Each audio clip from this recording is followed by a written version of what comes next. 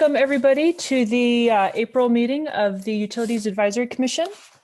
We've got an interesting agenda today, and so we're going to dive right in and we'll get started with roll. I'm going to read out the names as I see them on my screen, and then you can just unmute and let us know you're here. Commissioner Johnston.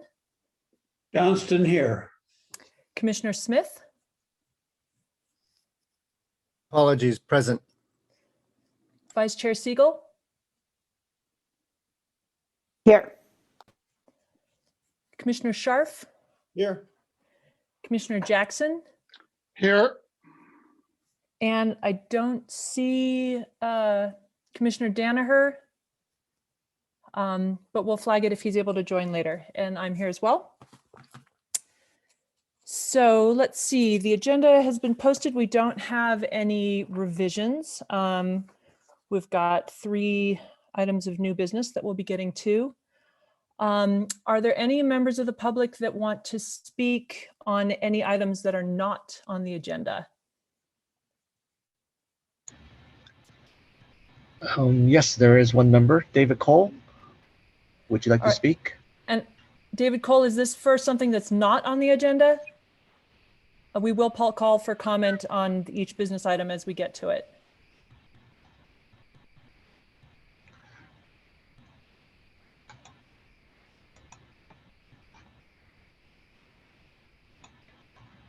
If it's not on the agenda, go ahead and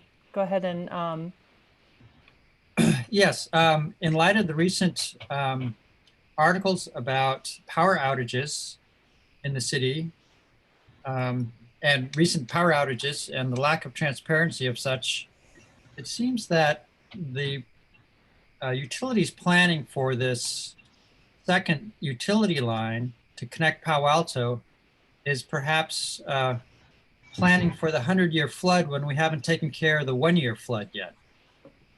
And if we're going to do electrification, I think the utility needs to go a lot farther in making the system more robust to have our residents believe that electrification is going to be a good idea.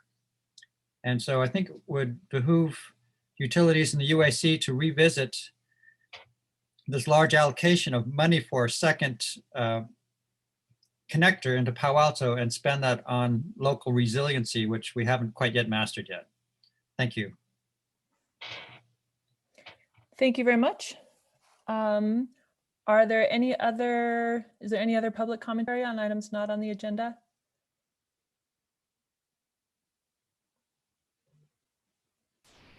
I do not see any other hands raised right now.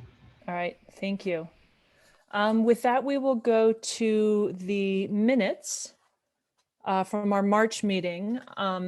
Commissioners, are there any revisions or comments on the minutes from last month? Commissioner Johnston. Yeah, there's on the second page of the minutes, there's a kind of toward the bottom of the page, there's a heading CPAU vaccine. And under it, there's a comment that I'd made about water supply and cutbacks.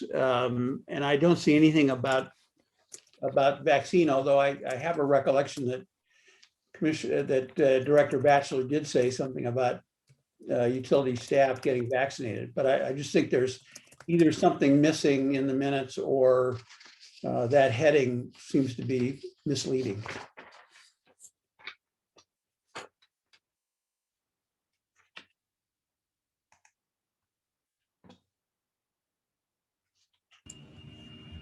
Commissioner Johnson, we'll go back and, because I have to agree with you. I think that there's something missing there because we did talk about vaccine for the utility staff. So we'll go back and correct that. Okay, thanks.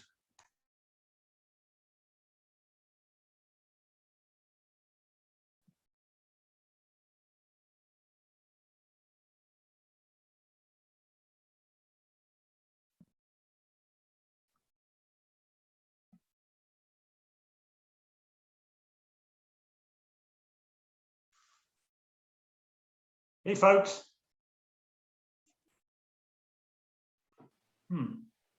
Hey, Vanessa. Oh, Michael. Hi there. Sorry, I had trouble getting in. We're just talking about the minutes right now. Okay, great. Did we Seems lose? like Chair we- Porcel might be missing. Right.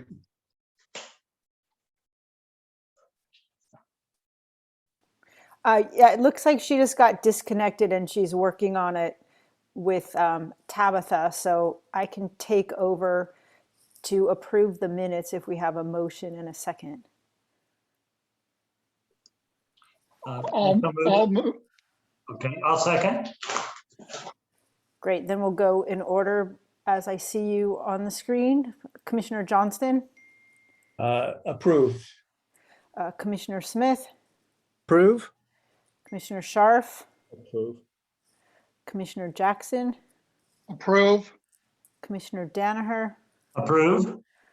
and I approve. So they will be approved, and I guess when Chair Forcell returns, I don't know if she votes or we move on. Let me just see. I think we're okay. We can move on to, see, there's no unfinished business, so we can turn to Director Batchelor's report. I'm sorry, did we ever take roll? Sorry, I think we got, We did take roll. okay. I thought we started, but okay, thanks. Yes. And we should note that Commissioner Danaher joined as well. Good afternoon, commissioners. Wanted to first start off and talk a little bit about, as everybody's aware, that we've had a couple of power outages in the last week and a half. The first one being on March 27th, the other one being on April the 4th. The first one involved failed preventive maintenance project at a substation that caused an outage impacting 7,000 customers for approximately 2 hours. So that was the very large one, first one. We've had many customers calling in and were unable to connect with our outage reporting hotline.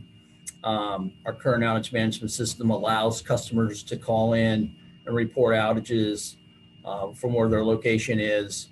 And due to the size of the outage, the phone lines were maxed out and the call volumes coming in. Some people were put in place in hold, some were putting into queue. Actually, some customers actually got hung up on. And so that was the first, the frustrating largest one that we had on the 27th. We had another one on the 4th, starting on the 4th. The second was due to an underground transformer failure that impacted 570 customers.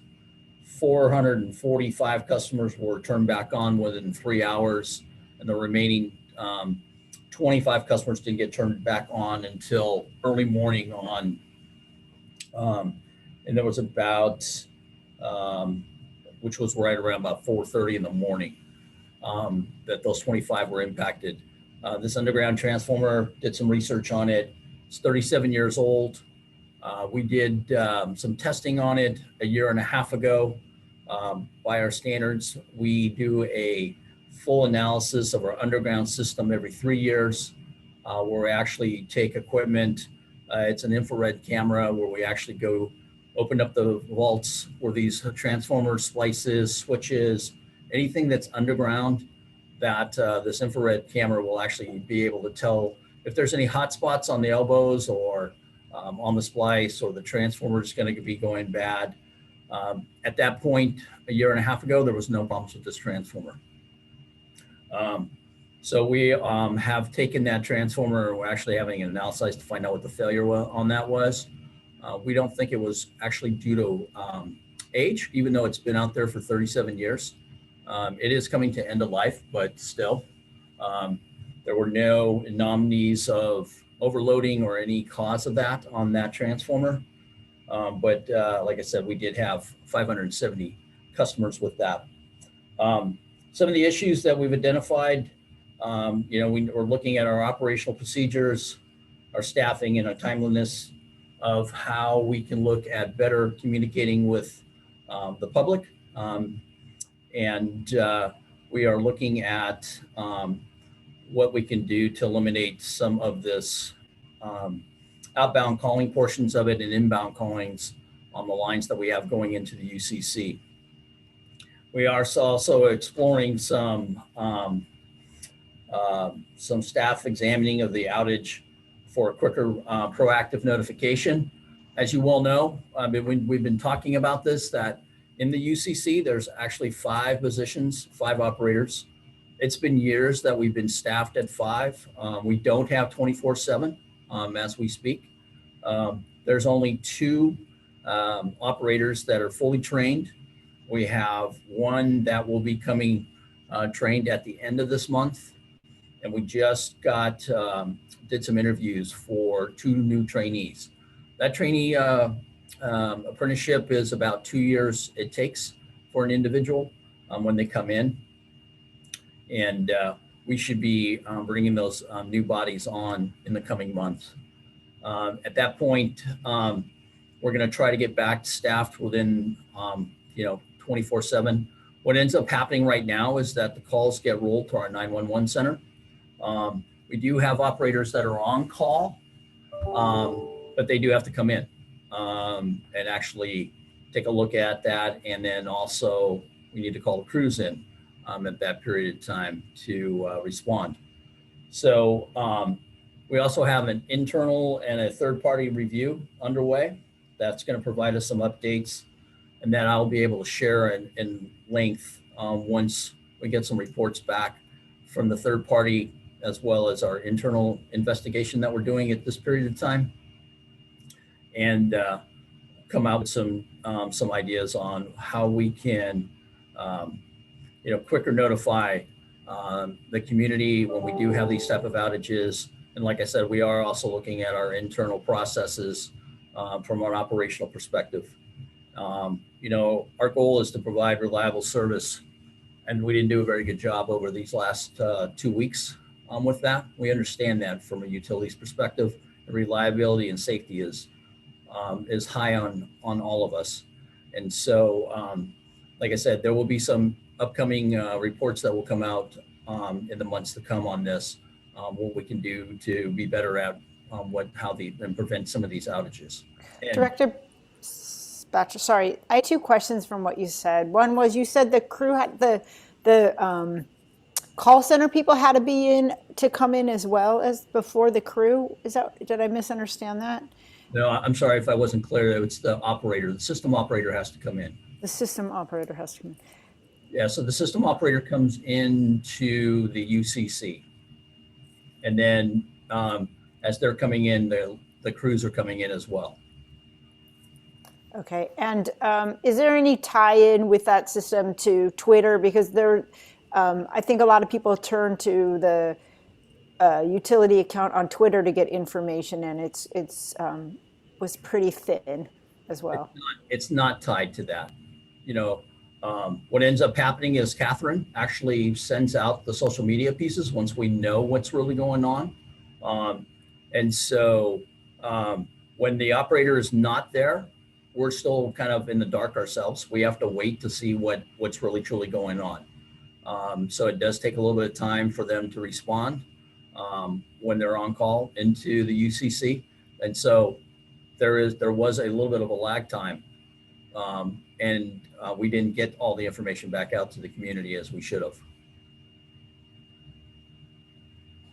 Commissioner Jackson, looks like you have a question as well. Yes, I did. Director Batchelor. So when I didn't happen to be at home at the time, but someone asked me about this. So I went to the outage map on the webpage. As far as I can tell, the outage map is kind of coarse. It's like, I don't know, 6 or 7, I don't know what it is, I can't count it right now, areas. And so the area with an outage is marked. I think it was marked, but it's not necessarily everyone within that area is in fact out. Is that the level of granularity we support in the webpage?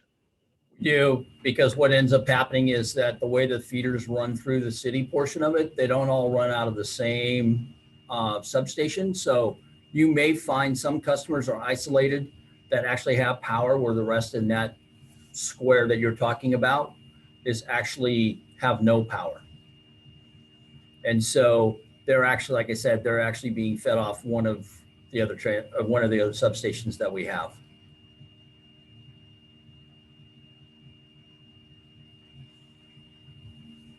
So like I said, there will be some follow-up on this. Like I said, I can guarantee you that I will be coming back to you once we know more. And we're taking a look at our internal operations as well as what we can do with our outage management system. It's the key piece that actually populates the outage maps. Once that's on, it will actually then see that it'll start putting the dots in those areas of whatever feeders that are being fed off of where they see a failure at. So with that, also too, is I wanted to talk a little bit about, we have a new Business Advantage program that we launched. CPE launched a new Business Advantage program this month to help small and medium business customers save energy, money, and improve indoor air quality. The program provides business customers with free energy management system that includes a smart thermostat, zone temperature sensors, cloud-based energy management portal to schedule heating and cooling. The program also offers free MERV 13 air filters to improve air qualities. This went off on April the 2nd, and we have 14 customers already signed up for the program. And I know for a fact that one of them is scheduled. I just don't know when the date is yet that business is scheduled. So this was something that we wanted to launch. So around the indoor air quality of restaurants and small businesses and that, so that we can analyze them and help these businesses determine on what kind of airflow, when should they have their blowers or their chillers, depending on how big they are on any given time. So also too is that refrigerator recycling program. CPU's has been operating a refrigerator recycling program funded by the grant from the Bay Area Quality Management District. And we ran out of funds last year. And the program now, due to a successful grant funding, we're resuming and picking up units this month. So we pick up units twice a month, and customers contact us to let us know that their refrigerator freezer is side of the sidewalk, and we'll come by and we'll pick those up. We'll contact the vendor at that period of time. So we're glad to see that program come back in place, and we got some grant funding on that. Also too is that we did an outreach partner with for the 18th annual Water Conservative Showcase. It's a free virtual conference hosting each Tuesday in April. And the showcase featured dozens of session speakers discussing major water issues of the day. And attendees will learn more about strategies and solutions to conserve on Earth's most precious resource. And you register at waterconservationshowcase.com. And that's every Tuesday this month. Also too, that on Saturday, April 24th from 4 to 5, we're going to be doing a electric bike and drive marathon again. The event is organized by Drive Clean Bay Area with the support of several climate action organizations, including CPAU. And it's around having EVs and e-bikes experts will show expertise about how driving an electric bike or car can help them save money on the planet. The webinar's free, and the sign up is at cityofpaloalto.org/workshops. And the last thing I wanted to talk a little bit about on, this is last month on March 23rd, we hosted a free virtual workshop on designing and creating sustainable low water landscape. The event was coordinated through BACWA, the Bay Area Water Supply Conservation. And we were very successful in having 100 people attend this workshop. It's one of the best turnouts that we've ever had.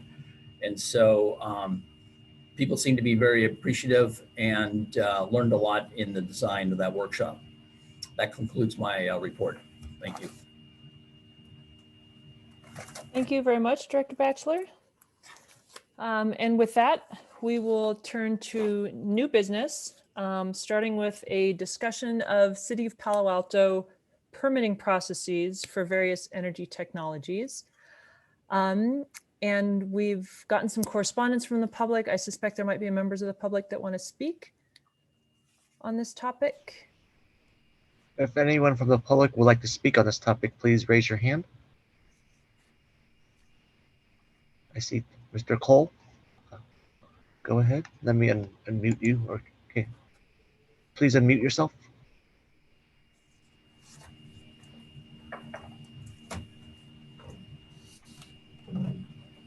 Go ahead, Mr. Cole. And we usually allow about 3 minutes. Yes, thank you very much, commissioners. I'm hoping that you all had a chance to read my input. I've been involved with solar for almost 20 years and in trying to correct the permitting process in Palo Alto for nearly as long. I've tried 4 different times now, and this is the 4th one. And it seems that in the past 10 years, Palo Alto is still having problems with the solar PV permitting being very long and arduous and onerous, such that companies no longer work in Palo Alto, or they charge a premium. And so if you read through my comments, and read the attachments, you'll see the long history that has occurred there. I think it's time that the City of Palo Alto, according to my recommendations, just plain old outsource everything. Remove the Palo Alto only requirements, because it's clearly been proven that the jurisdictions outside Palo Alto are getting along just fine without those requirements, such that these are not solving any additional problems or problems that are showing up in other jurisdictions. They're just creating a more lengthy process with no benefit. And if there's a study or something that shows otherwise, it'd be great to see that. But the perk requirements, the additional ground rods, the AC disconnects, all not required in other jurisdictions. As far as I know, other jurisdictions aren't having problems because of these lack of these requirements. So get rid of those requirements, hand the checklist off to somebody else like a 4-Leaf, which is a well-known entity to the city, and have the entire permitting and inspection done by a third party. Palo Alto's kind of proven, in my point of view, that they either don't want to fix this or can't fix it. It's going to be difficult, I think, to fix it with the same culture and the same personnel that are still there. And it's an ongoing problem. So it's a proven problem that is long overdue to be fixed. So those are my recommendations. I did see the staff report. I was a little disappointed with that, and I don't think that they truly addressed what the things that are coming up. They said, okay, so it takes a little longer. PV with storage takes 4 months to permit right now. 4 months. That's just incredibly way too long. So the report didn't really show up how bad it is. The report didn't say how many companies do not work in Palo Alto anymore. I sent you that email with Cobalt Power. They charge $2,500 extra for a Palo Alto job. So this really needs to change, and I'm hoping that stronger recommendations on outsourcing this and getting more in line with our neighbors is where we can go to solve this problem. Thank you very much.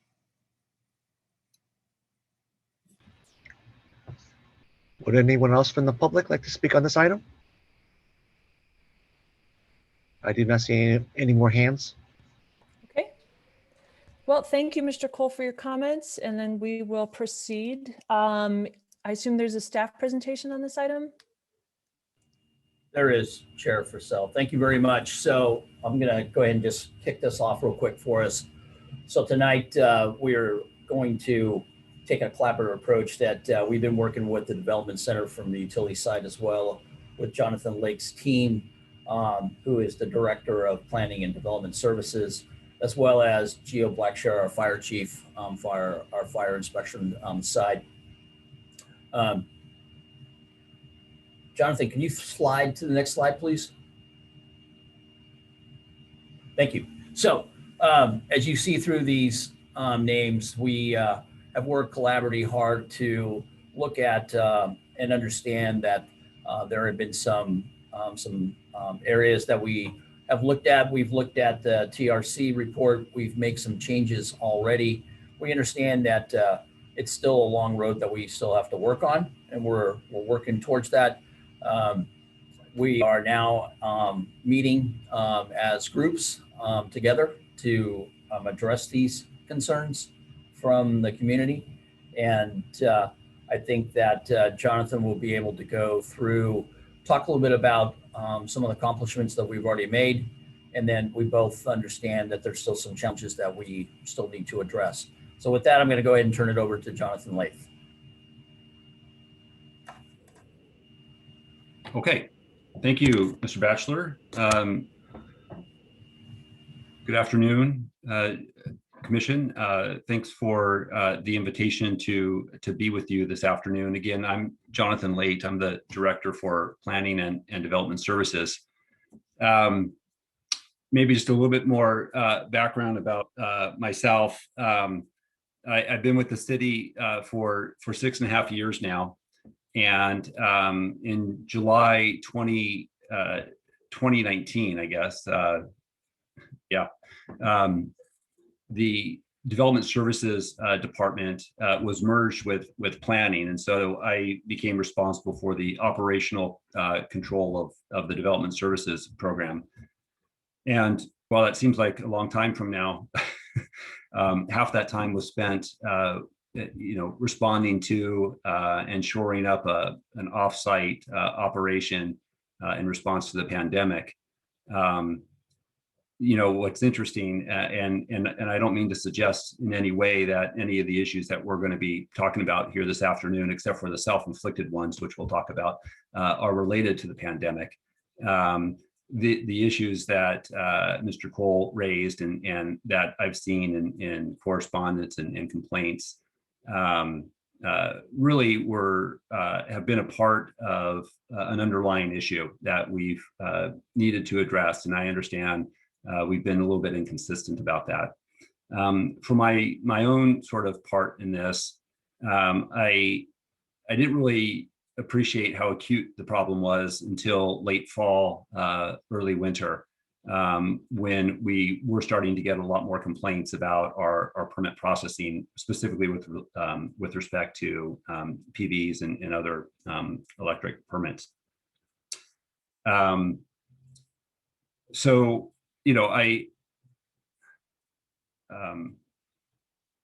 Part of that was really just responding to when getting those complaints, but what happened with that, and we could talk more about this, is when we set up our online permit system, there were some significant delays, not just for PVs, but for other permits that I can talk about a little bit further along. And I do feel like we have made some progress.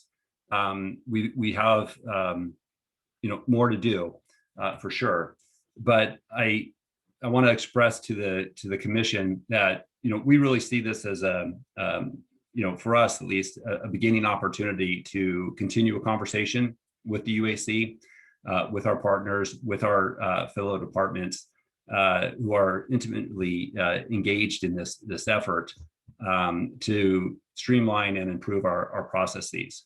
And I know there's some concern in the community, and I understand where that comes from about our ability to make some changes.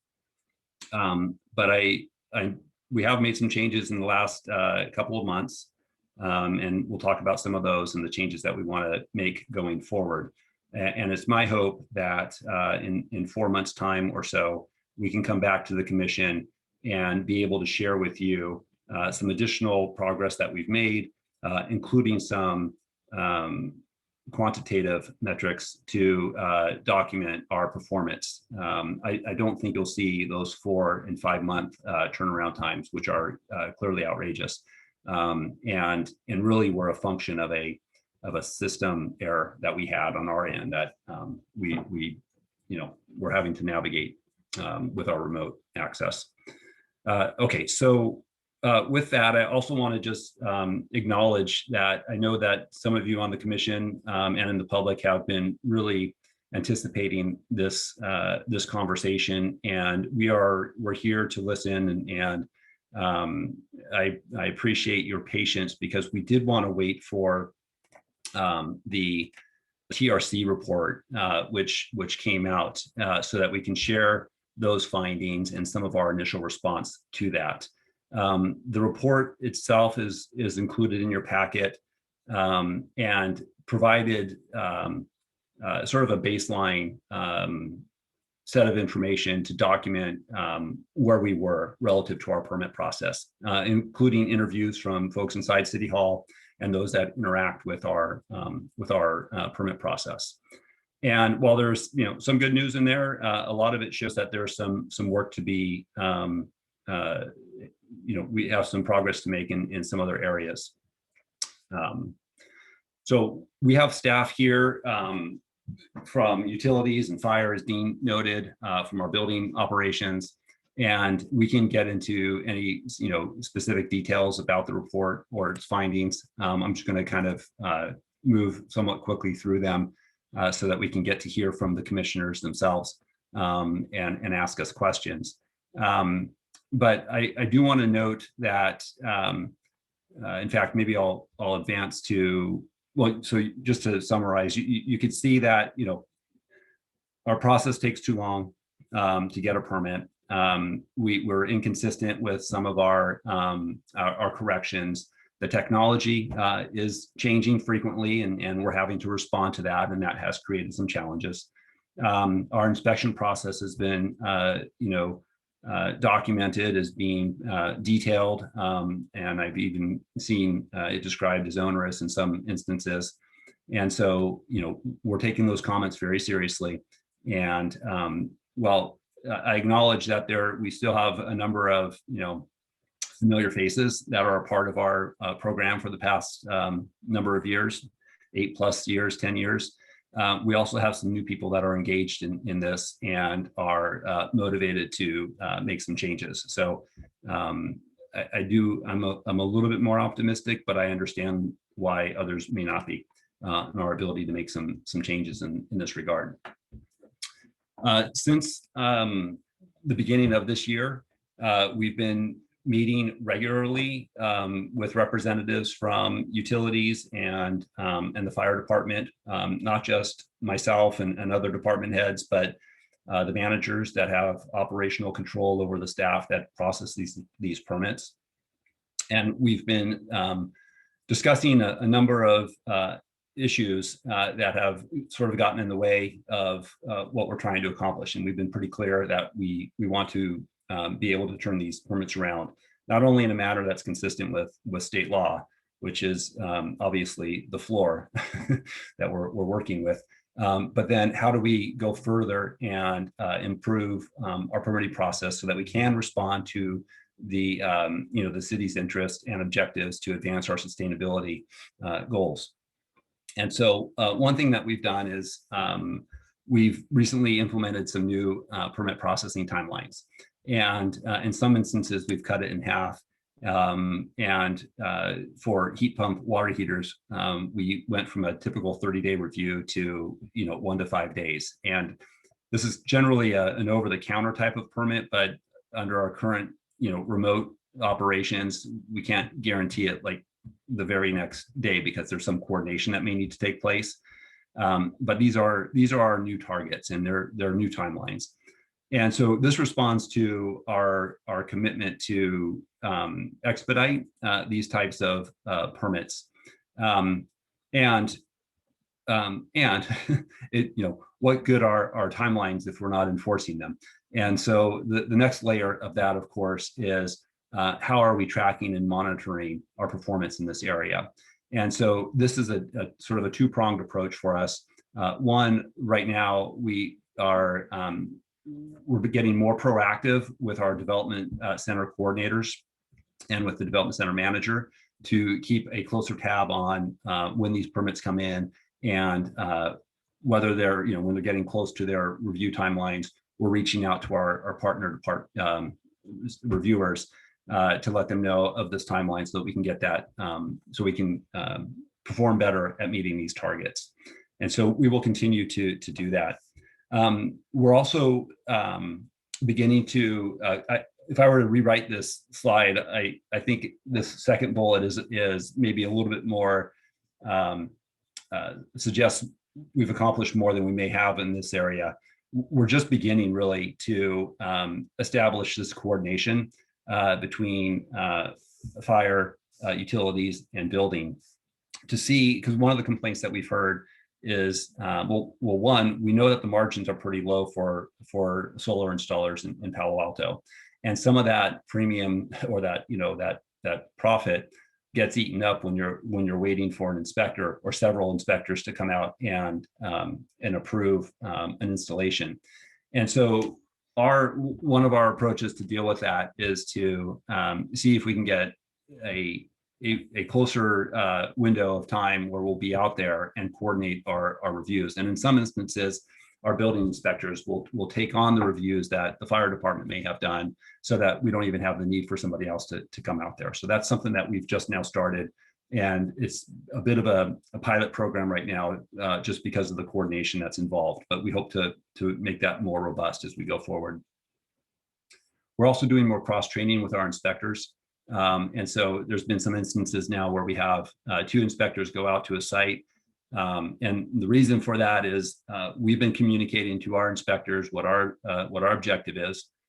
We are responding to the need to the concerns that we heard about how detailed we are. Obviously, safety comes first, and I've not heard anybody argue against that. The question is, and how do we balance our need for safety versus the installation that goes, the checks that we're putting forward. And so by having this cross training, we have our inspectors who can learn from each other, but also, together sort of reinforce this message that, maybe we don't have to take a look at every detail that we've been looking at before. So we're trying to build that culture back into our operation. One of the biggest issues that we heard, and this gets to the 4 to 5 month delay, is with our online permit system. And when we instituted this, now I don't want to get too much into the details of this, but this is something that we just, was a self-inflicted wound, where because the system was new to us, we had set up these prerequisites before we would even take in an application. Normally, when you do it in person, we're sitting down with somebody, we're looking at the plans, we're checking the boxes, we're getting the information, and we move on. When we first started this operation, we had this sort of gating process that a clearance that you had to go through before your application would get submitted. And because the system was new, our users weren't familiar with it, our own staff wasn't familiar with it, we were learning on the fly. And unfortunately, there were a number of applications that got caught in this sort of digital black hole. And so, and that's what prevented us from even recognizing that there were these pending applications. So once we figured out a patch for that, then we realized that it was just too difficult for people to respond to these sort of set of prerequisites that we set up. It's called bookmarking. And so we just got rid of it. And once we got rid of that, it just made things so much easier. And now we're pretty confident and able to turn applications once they come in for filing within 24 hours for the most part, to get them in for submittal. So that big delay that we had in the beginning, I feel like we've effectively addressed that. And that came up in the report that's included in your packet. Okay, just another couple slides here. I wanted to note that we're actually, this isn't planned in the near term, but we're actually working on these right now. They're not operational, but again, with these monthly meetings that we have, what we want to do is we want to get a checklist so that we know what we're looking for consistently, and we're not, recreating it each time that one of these applications comes in. And we want to be able to post it online so that our installers and our customers know what to expect when they submit a set of plans. So it's not a guessing game. You know what we're looking for, and you turn that in. And so this will cover the major items that we would expect to see to have a successful plan check reviewed. We're also going to look for items that are frequent mistakes when people turn in plan checks, and be able to post those online too, just as another way to let people be aware of what to expect when they file. And then also when it comes to the inspection process, which might be, I'm just trying to see, yeah, on the inspection process, here again, we would also want to be able to publish online for our users what are the most frequent corrections that we make, so that they can be aware of those and pay attention to that as they move forward. And there was a comment about our website, and I understand it's a bit of a disaster, and we've got information spread all over the place. I think the city's new website goes live possibly tomorrow. I don't know, maybe somebody on the call may know. That's going to solve part of our problem. We still have a responsibility on our department to collect that information. So it's still going to be a little bit of a work in progress for us, but we are also making progress on that on the website. Okay, further down the line, we fully expect that post-pandemic, we're still going to be offering remote online permitting for those who want to take advantage of that. And we do see that this is an enhancement, really, once we get past all these hurdles that we've been having to get through. It's actually going to start getting, I think, a lot better and become more convenient as well, and reduce some trips to City Hall. So we want to continue to make it a more effective tool, and make it easier for people to use it. The interactiveness of the program. So that's the automating the permit process. We're also making a change to our permit system so that we can better track the performance of these specific applications, but others as well, so that we can have that accountability for our plan reviewers and for our managers to make sure that we're hitting the deadlines that we've committed to and talked about earlier in this presentation. So there's a lot of work that we're doing. There's a lot more work that we need to do. I'm committed to seeing some progress and change in this area, and I know that Geo Blackshire, our fire chief, and Dean Batchelor share that commitment. And so, I look forward to hearing some of the comments and the questions from the commission. And as I said, we have a number of staff here that can help with any technical questions that may come up. So Chair Forsell, thank you for the opportunity to speak to the commission, and I'll turn it over to you. Thank you very much, Director Late. So am I right in assuming there's no additional staff presentation from any of the other departments? Correct. Okay. All right, then why don't we open it up for questions and comments from the commissioners? I'm scanning my Zoom screen for hands up. Commissioner Scharf, go ahead. Thanks. Thanks for that, Jonathan. It was very much appreciated. A couple questions. So when we do electrical permits for car charging in residential at your house, why is that not an over-the-counter permit? Great. I believe it is at this point, but I'm going to ask George Hoyt, our building official, to come speak to that specific issue. And while he's getting his camera on, it's good to see you again, Mr. Scharf. Good to see you too. Yes, hi, I'm George Hoyt. I'm the Chief Building Official for the City of Palo Alto, and thank you, John, for the introduction. Commissioner Scharf, that is an over-the-counter process under 50 amps of an EVCS system. That is an over-the-counter process, which is currently, our timeline is like 1 to 5 days in our remote environment. So that's a level 1, level 2 charger. So people can basically apply online, 5-day permit. I mean, do you require for the permit, is it onerous? I mean, do you require people to calculate their electrical loads and I mean, is it a simple process? They calculate it and then show that it's okay. Is there someone who comes out and inspects it then afterwards, or how does it actually work? Because I hear all sorts of different things from people about how difficult it was, and that may be pre, pre you moving to the over the counter, or I just hear that it's a difficult process. Yeah. So, Commissioner Sharp, I would say that we do require plans, especially for a level 2. A level 1 is pretty much just plugging into a 110 receptacle, and that doesn't even really require a permit. So a level 2 type system would require plans that would show where the equipment is being installed with specifications of the equipment. I don't think it's onerous by any fashion, but it is a documented process that shows what work is being done and where it's being tied into. And we do one field inspection, final inspection at the installation. And we may have to do a re-inspection of that final inspection, but we do not do numerous inspections. So is it exactly the same as if I wanted to put in a, what's it, a dryer basically at 220 volts? I think the dryer takes 220. Is it exactly the same? I mean, it's just a 220 outlet, right? It is. It is. So same process for a dryer, or is it different?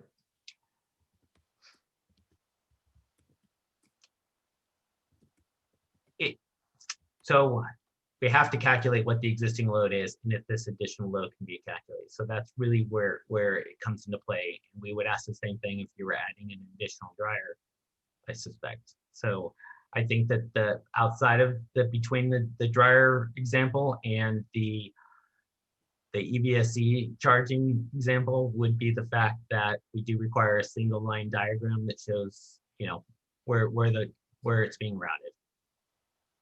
And the wire is being routed. And all of that is necessary. Why? I'm not saying it's not. I'm just really trying to understand why. Well, one, we need to make sure that the service is going to be able to accommodate the additional load. And I mean, if you hire an electrician to do it, wouldn't the electrician, do that? Yeah. Well, we're here to confirm that it's done right. So, I guess overall, that's sort of and I picked on something simple because I can understand it as opposed to a lot of this other stuff. And that's why I was asking, because I understand the need to confirm that it's done right. But I guess the question is, if we made it simpler, and not just on this, but on everything, I guess I'd like to see us ask the question, do we actually need to do this? If we don't do it, what are the consequences? Obviously it's easier for people the simpler we make it. Do we really expect there would be a lot of problems? And are we erring way too much on the side of bureaucracy a little bit? And Jonathan, you didn't answer my email when I sent it to you, but I sort of had that sense of bureaucracy when I'm building an ADU at the back of my house. And, it's literally 200 feet in the way back. And yet you'd think, if you look at the fencing in front of my house for the trees that are far from the driveway, you would think that I was building something right there on my front lawn. And so that's just the way I look at it and say to myself, well, if we're doing that on this, what are we doing on the rest of the stuff? And I guess I just have that sense that, especially when I read the report, that there's all of these other things we require in Palo Alto. And I do get the sense that that's true with virtually everything we do in Palo Alto when it comes to construction. We require more. And I get the sense sometimes that it's because there was a particular concern at one point, somebody got upset about it and somebody raised it. And so we went ahead and in abundance of caution did X. And I'm just wondering, and I think David Cole's is right on a lot of this stuff, in that if we are going to do a lot of electrification, it should be easy and simpler. And I'm not saying you guys aren't working on this, because I know you are, I can tell. And a lot of those recommendations that were there were things like, well, we should have some ability to do some online, some not online, some talk to someone if we have a problem. And I saw that you guys were thinking about how to set that up. But I guess that issue, doesn't it go away? We're going to keep the online, but I would say in the next 9 months, we're going to open up for in-person, going back to the counter or something like that. It sort of seems, I don't know, what is the plan for when people can go back to the counter and people are going to be there and you can talk to people? Okay. Have a plan or not? Yeah, so there's a lot there. You raised a lot of issues. Well, I don't want to take forever, so I wanted to throw it out there so you guys would think about it and be able to, think about it a little bit. Yeah, so just first and foremost, I apologize. I just looked at my inbox and I see that, yes, in fact, you did send me an email. So I apologize. That is one of that I missed. So I'll get back to you on that. On the issues of the bureaucracy, it's a point well taken.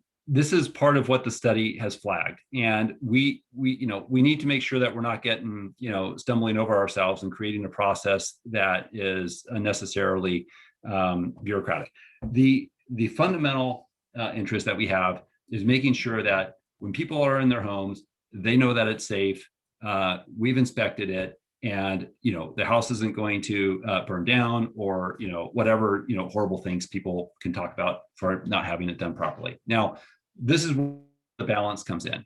How much of that do we need to do, and how much data do we have that we can draw on from other organizations to say, okay, maybe we can pull back on some of these requirements here, and it just needs to be a thoughtful conversation that we have with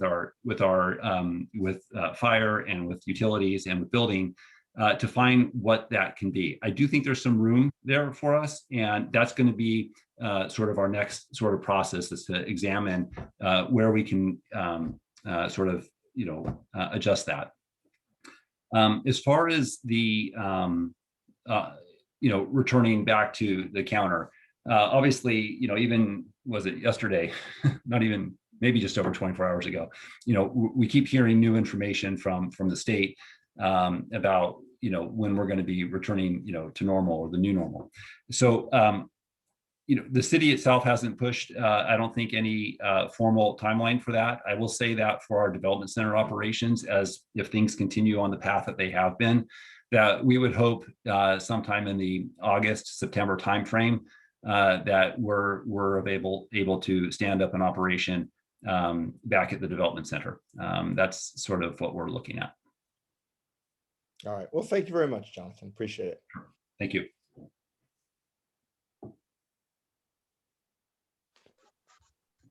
Commissioner Danaher? All right. Am I on mute? Let's see. No. No, you're good. We can hear you. All right, great.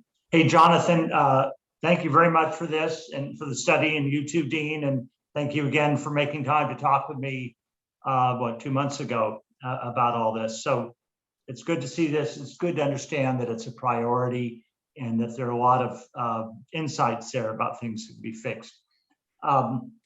You've said several times that the question is how to balance the need for safety with other considerations, and that is the right way to look at it. It appears that Palo Alto has been very conservative over the years in how it struck that balance. And what I would like to see is that you immediately suspend any requirements that aren't enforced by neighboring jurisdictions, and that there be some kind of high bar, procedural and otherwise, to reinstate any of those requirements or any new requirements that aren't generally required by other installations and other cities. Some way we need a procedural way as to counterbalance institutional tendencies to be extra cautious. And when I read in here that we're going to study those requirements, that was just, I was not feeling uneasy, but that could take a long time, and it doesn't really show the urgency of the like that we like. So I'd like to have a basic rule that there's a really high bar to impose any requirement that's not imposed by the other cities around here, and in the meantime to suspend extra requirements that we have. I see you've already made a small step in that direction with the level of interconnects. So that's one thought. A question here is, I'm not from the building industry, so you've got to pardon me for some naivete, but I'm puzzled why we ever need different inspectors from building and utilities and or fire for any residential program. That there ought to be an inspection checklist. And I would expect that the inspectors in your department are fully capable of double checking whatever it is the fire department looks at, or whatever it is the utilities department looks at. And you should never need to have multiple people coming out to do those, at least for residential things. And maybe there's some outliers, but is that a naive way of looking at it? Or is that, again, you've made some small steps in that direction, but should that just be the normal base case? So I'm going to thank you for that. And again, I'm going to invite Mr. Hoyt to join us. That is the direction that we are heading for these residential projects that are smaller in nature. And I don't know that we've finished the conversation on the utility side, but maybe George can help us with that. But that is the intent in the direction that we are heading. George, you want to clarify anything? Yeah, sure. I mean, that is the direction that we are heading for the residential projects. I would say, each department does have their specialty, and so we have to, as the building inspectors, that is our specialty, and we will have to learn what these newest specialties will be and understand what the requirements are to be able to confirm that they are in place. So that's a matter of some training that's going to have to take place, and understanding that that's an additional workload that is associated with our work group. All right, I appreciate that. And George, as long as you're on there, follow up to Greg Sharp's question. If someone's putting in a level 2 charger, would they possibly also need to upgrade the panel? And that might be a separate permit process or part of this? Yes, sir. That actually is one of the requirements. So if the existing panel capacity cannot accommodate it, then they would need to get a service upgrade, which would require a separate permit for that. Okay. Okay. All right. Thank you. You're welcome. Thank you. Commissioner Smith? Thank you, Chair Forcell. Actually, it was a nice transition question, so I'll thank Michael Danaher for bringing that up. And I think that is something that perhaps is an opportunity that we can look at. I'm a representative of, if you will, of South Palo Alto, Eichler neighborhood. We have 200 amp panels, and we don't have enough room to do a level 2 charger as much as we would like it. So there is 2 permits, and it is to use a previously used phase. It is arduous. We do go through and we actually have to catalog every single piece of appliance that we have and every single connection. So it does not happen overnight.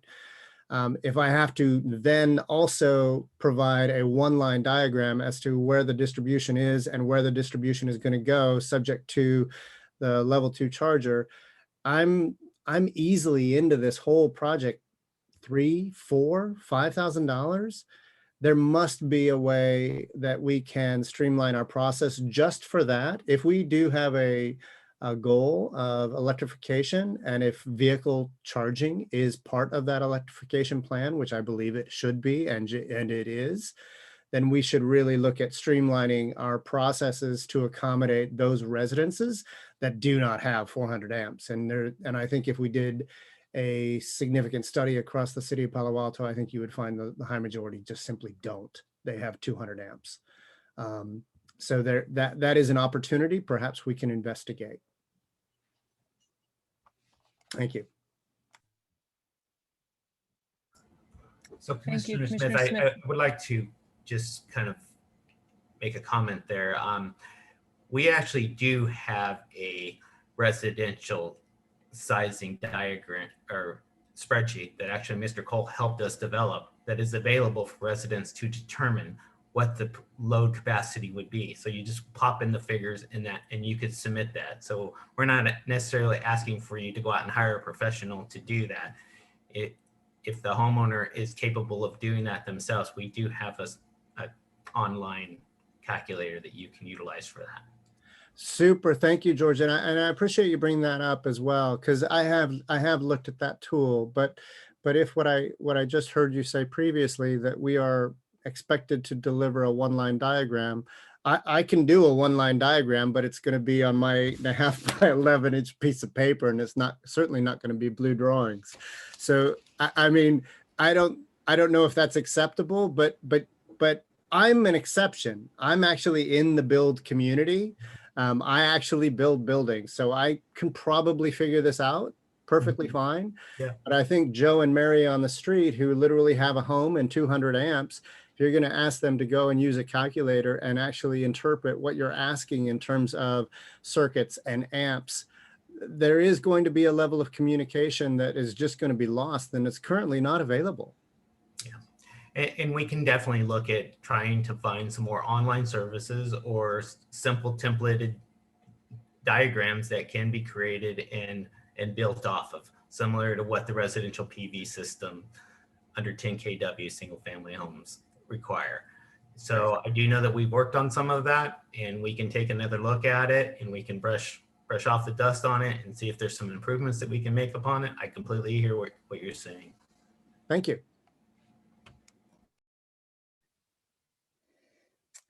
Vice Chair Siegel? Thanks. This is a really eye-opening conversation for me. And I did take the report and the comments from the city, and I ran it by a resident who's built 2 electric homes here and a commercial electric project here, as well as in other places, and also an architect, Randy Pop, who's done a lot of work here. And I got a lot of great feedback from them that I thought I'd share. On the most little detail, Randy did say all his homes are needing 400 amps. And then on the highest level, the one theme that came across loud and clear is that they feel like there's not enough consistency and predictability when they go for permits and when inspections happen. And it seems to me, and as part of that, I guess, when new technology comes out, I think is where the biggest challenge is. And as we are turning toward electrification, I think that's going to be something where we're constantly trying to keep up with new technology. And so if there's some way to incorporate that as not just goals, but sort of mandates as we come out with these checklists, and checklists are certainly a big help. I don't know that there's been that many in the past, where whether it's a contractor, an architect, or individual homeowner can pull a sheet and know what they're looking at and what they're confronting.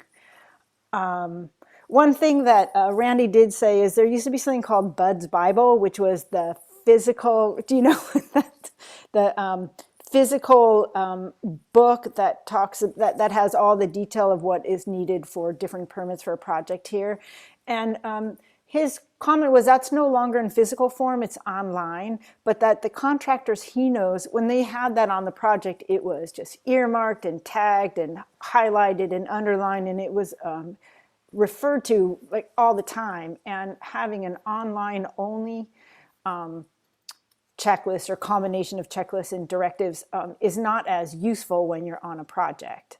And so maybe that's something to consider as well.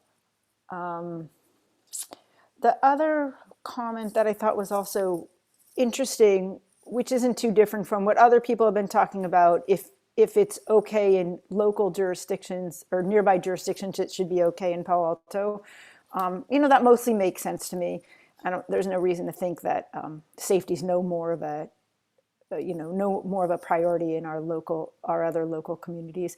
And they actually went a little further and had the feedback that if it's in particular with new technology, if somewhere in California that new technology is being used, then we should be open to it and be figuring out how to approve it, as opposed to saying, no, you need to use the current, the current standard, because we want to be ahead of the curve.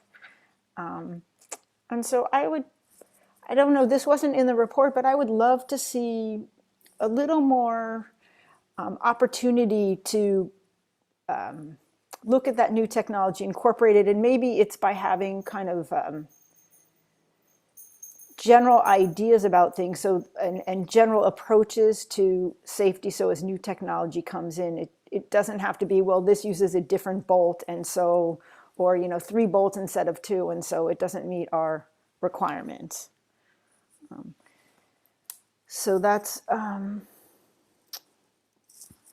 yeah. Oh, the last thing was on the automation generally. I know that many people like to come in and have a conversation when they come in, but at least from one architect's perspective, he loved that he could submit his plans outside of business hours and do his business work during business hours. So even if we go back to in-person, I would love to see that maintained as well. Yeah, definitely on that last point. We're finding there's definitely some obstacles that we've had to navigate through. Just by way of example, I mean, we stood up this operation in 3 weeks. It takes people 18 months in other organizations to do this. And the reason it takes that long is because there's training that goes into the new system. And you meet with people in the industry and they experiment with it and we pull it all together. And so unfortunately, the good and the bad of it is we stood it up quickly. We were allowed people to submit, but we were learning on the fly. And so there was that's where we got a lot of the complaints and the digital black holes. But thank you. We will definitely, we are looking to keep that as a part of our ongoing operations now. And I got your notes on your other ones as well, and we'll take a look at that. And the new technology piece is a challenging one for us. But I hear your comment, and finding out some way that we are able to either anticipate or be more nimble in our response to it is something that we can follow up and take a look at. Can I just throw in one more, even on current technology? So one of the requirements, I think, is with setbacks with heat pump water heaters or heat pump heaters that are going to be outside of the house to comply with current setbacks. And so, for example, maybe that makes sense. I don't know, but I can see where houses here are built, pretty close to setbacks already. It seems like to have that be a potential barrier from a house electrifying, maybe there's something there, but those are the kind of sort of creative ideas. Yeah, absolutely. And now you're getting sort of into my wheelhouse, which is zoning and all that kind of stuff. And there's definitely a solution, and it ultimately becomes a policy question for the city council to decide if we want to allow these types of encroachments. And clearly the things that come into play are mostly noise, and to the extent that there's noise associated with that, how close are we allowed to get close to the property line? But those are things that we can take a look at if that's an impediment, and it has proven to be an impediment for ADUs. And I think we just recently made a change to that, or we're making a change to that. So yeah, I think we're looking at it right now. So fully aware of some setback issues and how that might conflict with our other policy interests to advance some sustainability goals.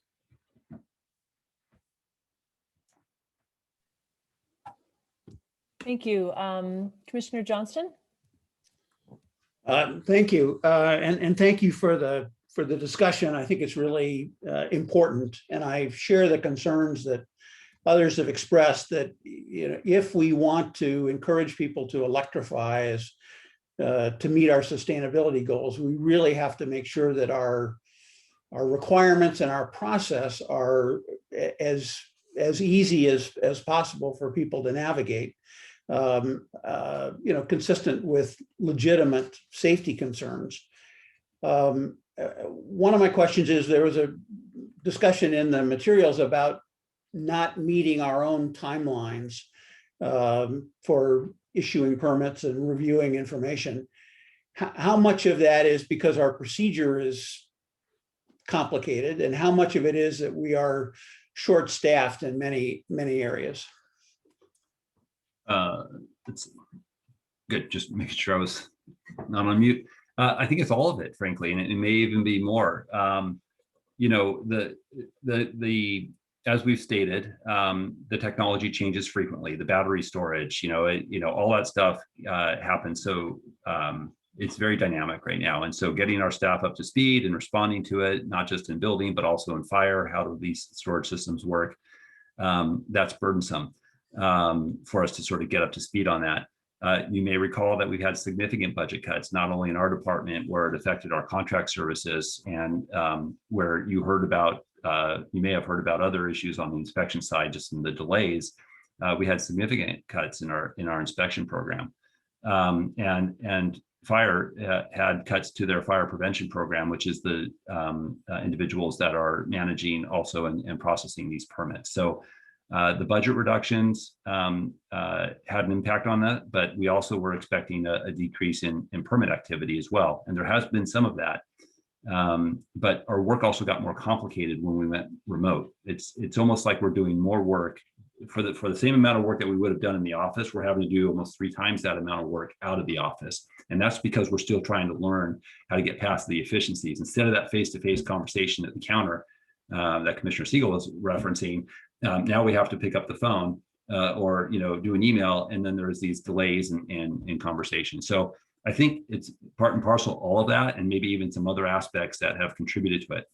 The fundamental piece I think that we need to do is actively monitor it. If it's the saying, if you're not measuring something, you're not going to know when you're making progress or fixing the problem.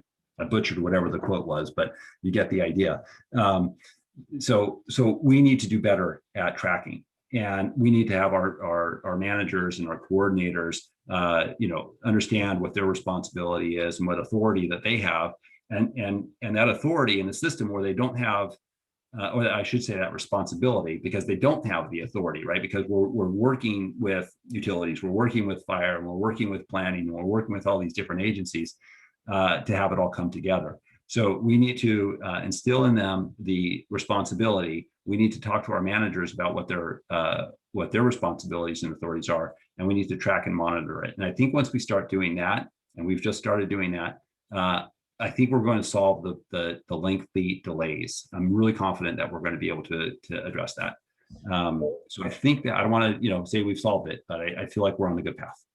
Well, it sounds to me like you're addressing the problem, and that's obviously the first step and is appreciated. Just on the point of the kind of Palo Alto only requirements, or our requirements being in excess of the neighboring jurisdictions. I'm not sure as I would go as far as Commissioner Danaher and just say they should immediately be abolished.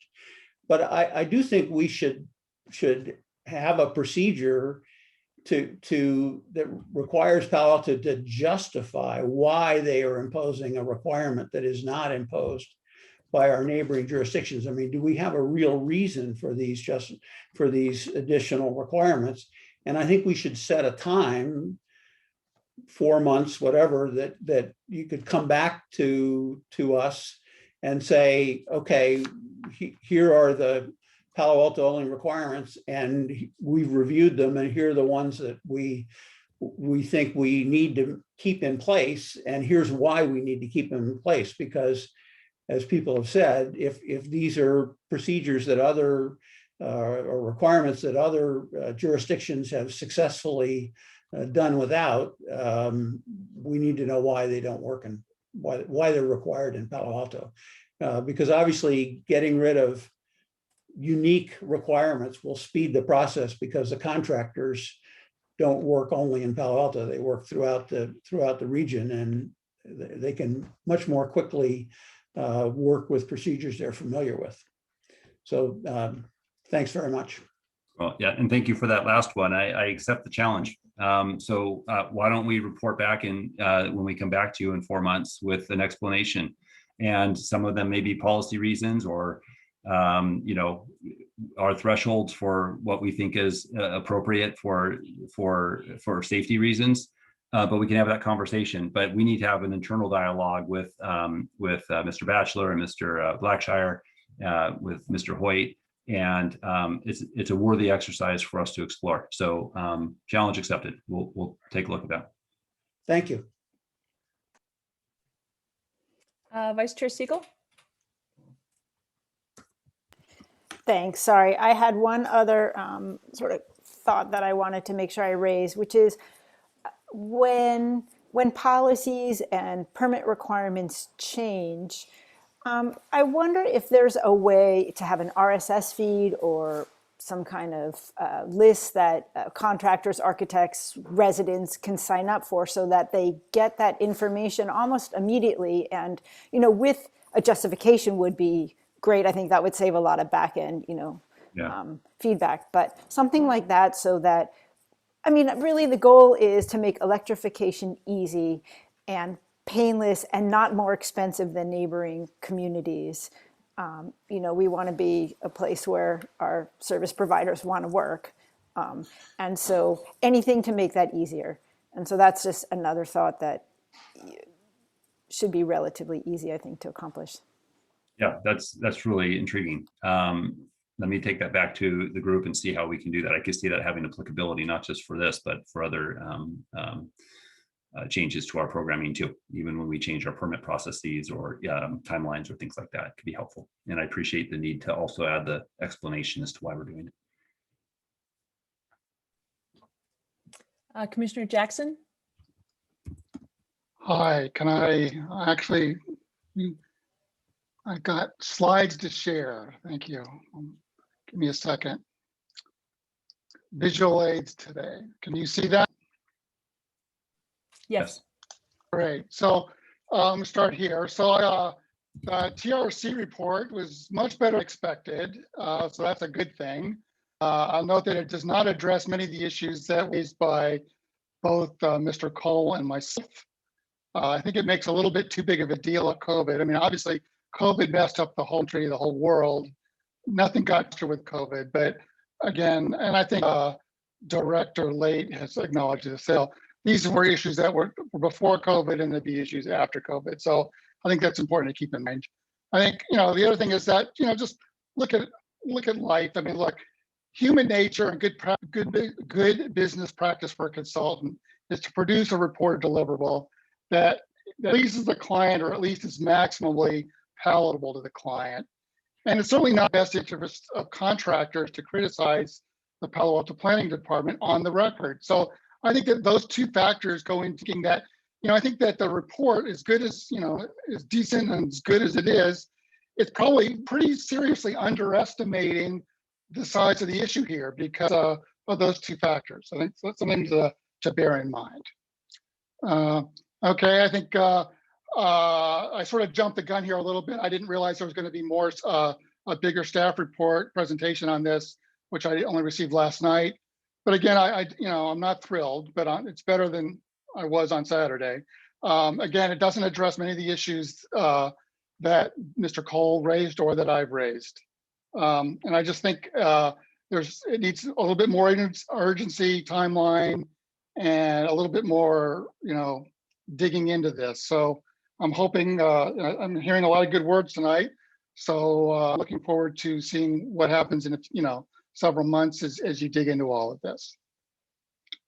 So to be constructive, I think I do have several proposals. And I think that, you know, we really have to take a hard look at, you know, and so let's start with the utility interconnect requirements. And I think that is the beginning of a bunch of issues. So we really need to review those requirements in light of the current National Electric Code, what UL requires, and other industry regulatory standards and certifications. We really need to take a hard look at those and to revise those our interconnection requirements to minimize the cost and complexity of electrification projects. And I'm not suggesting that we need to compromise safety. I really think, I honestly believe that a lot of this can be done with no impact to safety. Nobody wants to injure a line person or anybody like that, including me. You know, it'd be great if there was some schedule or timeline to some of this. Here's this is several other commissioners have mentioned this, and I'm going to take my stab at it. I think that unique requirements really need to bear the burden of demonstrating the counterfactual. That is, proving or demonstrating the lack of these requirements would in fact cause problems. And if other jurisdictions are not imposing these things, they're not experiencing the problems, then you can't demonstrate that. And so that's where I'm more with Commissioner Danaher here. Is I think, you know, just say no, stop these requirements, and you need to show that these requirements are really important and are crucial. And I don't think that they are, and I don't think you can shut. And I think this is a serious problem. So, and then another thing about these new technologies that Commissioner Vice Chair Siegel just mentioned, and maybe some others, I think that Director Late, you mentioned your forte is, you know, zoning and all that. I think that, you know, if I'm building a house or a big addition and I have a serious zoning, you know, constraint, and I'm bumping things. There's a defined process for trying to appeal that. It's the variance process. It's not easy, it's not fast, it's not cheap, it's not fun, but there is a process of doing it. And if you're pushing the envelope and there's for good reasons, there's a process to do that. And what I'm not aware of, and I don't think that there is any such thing for a CPAU interconnection variance. And I think where this comes up is with new technologies. So, Tesla comes out with home ESS gateway number 3 or 4, and it has a bunch of new integrated things in it. It's, of course, our code is not, laws and code are not keeping up with internet time. They're not designed to do that. But this would provide a way for projects that are complicated and using new technologies potentially to put them in for review and analysis, and then there'd be a process where we could decide if in fact these things are, we could try this out in 1 or 2 cases, and then maybe that, if that works out, then maybe we could go back and feed that back into future updates of the code. So I think that this idea of an interconnection variance is pretty important. And I think other commissioners have said this is what, hey, look, we're really trying to push the envelope on electrification. We have aggressive goals. We're trying to be, leaders to the region, to the rest of the state, to the rest of the country. And our interconnection requirements and code has to support that. And it's not. And we need, we're really shooting ourselves and our residents in the feet here. And there's really, we're in Silicon Valley. I mean, I'm literally sitting 2 blocks away from the HP garage, and where Shockley lived for a little while, and that's not what our code and our interconnection requirements are like. It's the worst. It's like applying for refinancing your mortgage. It's really painful. So we really need to do that. And I want to give here's the real visual parts of all this. So look, here's the electrical panel that we all know and love, but it's an integrated solution because they've been around for decades. Obviously, it doesn't support ESS or PV. The utility puts their meter in a defined location. There's really just one component here. There's not a very big impact in the size of the house, on the wall space of the house. And for existing residences that are going to electrify, and I think we have about 25,000 of them in Palo Alto, if I'm right about that. This may be the starting wall space that's available. So, what are we going to do if we need to find if we have more than that? Now, the other thing is that new construction, greenfield construction can anticipate a lot of these issues and deal with them up front. But if you're retrofitting your house, and I think most people with electrification technologies, you don't have. There's a lot of constraints. They're very complicated, and they're going to be unique. And I think that this very prescriptive code about everything has to be in one place at the service entrance, and this has got to be here, and this has got to be there, it's way too restricted, and we really have to take a hard look at that. And here's an unintegrated PV service entrance, and yes, this is not faring ways because it's 10 years old, but this is a grid-tied PV system. There's no ESS, but it's not. Yes, if you look at best of breed components today, you could do a little bit better, but that's not the point I'm trying to make. There's a huge wall space impact here. It's visually unappealing, but this is really the story of what happens when available devices that are not integrated and or that our code or interconnection requirements requires additional components. Very, very quickly, it turns into this kind of a mess. And it's still that it turns into that today. It's the situations that I'm running into personally. So what could be better? How could we do better than this? Well, here's what's possible today off the shelf. Here's a modern ESS plus PV service entrance. So basically you've got the utility meter with a socket and the ESS gateway. Those 2 components become the new service entrance. The gateway has the main disconnect breaker for the house, the main breaker. The gateway by design, prevents the ESS and the PV from backfeeding the grid during an outage. So that keeps our lines people safe, and there's no additional disconnects needed at all, anywhere. So in this particular case, there's things that are required to be, that need to be at the service entrance and things that don't. In this particular case, it's not clear that the inverter or the main panel in this case need to be co-located right here at the service entrance, which could be very flexible and necessary in some constrained situations. Another thing is that the meter socket could be located underneath that gateway, but this is prohibited by current CPAU standards. And then you can imagine in the future, things could get even better than this. You know, the gateway manufacturer could integrate a meter socket right into the gateway, and then you don't even have that other thing. I'm sorry, I jumped ahead there. So here's my I need to stop touching my mouse. I'm sorry.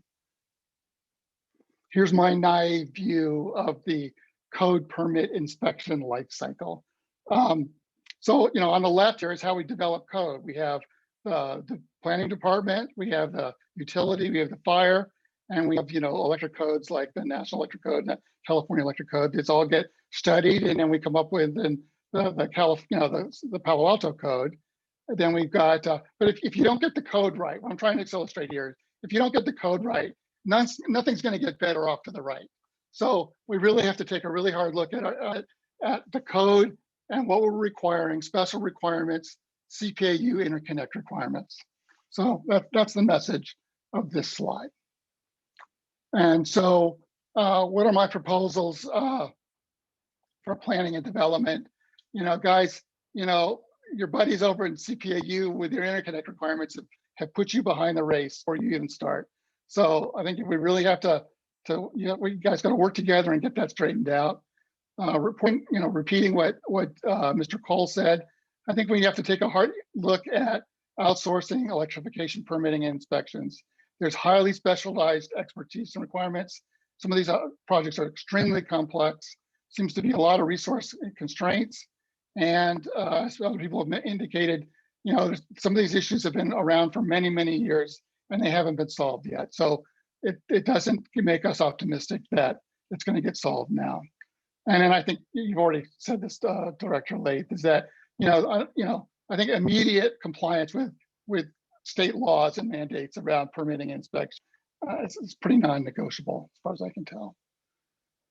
So in terms of additional questions I haven't already asked in some of my other documents, I'm definitely not expert on fire prevention and safety and putting out fires. But when I look at the ESS requirements, some of those requirements seem to be sourced by the fire department as far as I can tell. And an indoor ESS requires a fire suppressant system. And if your house doesn't have a fire suppressant system, that is a pretty big requirement.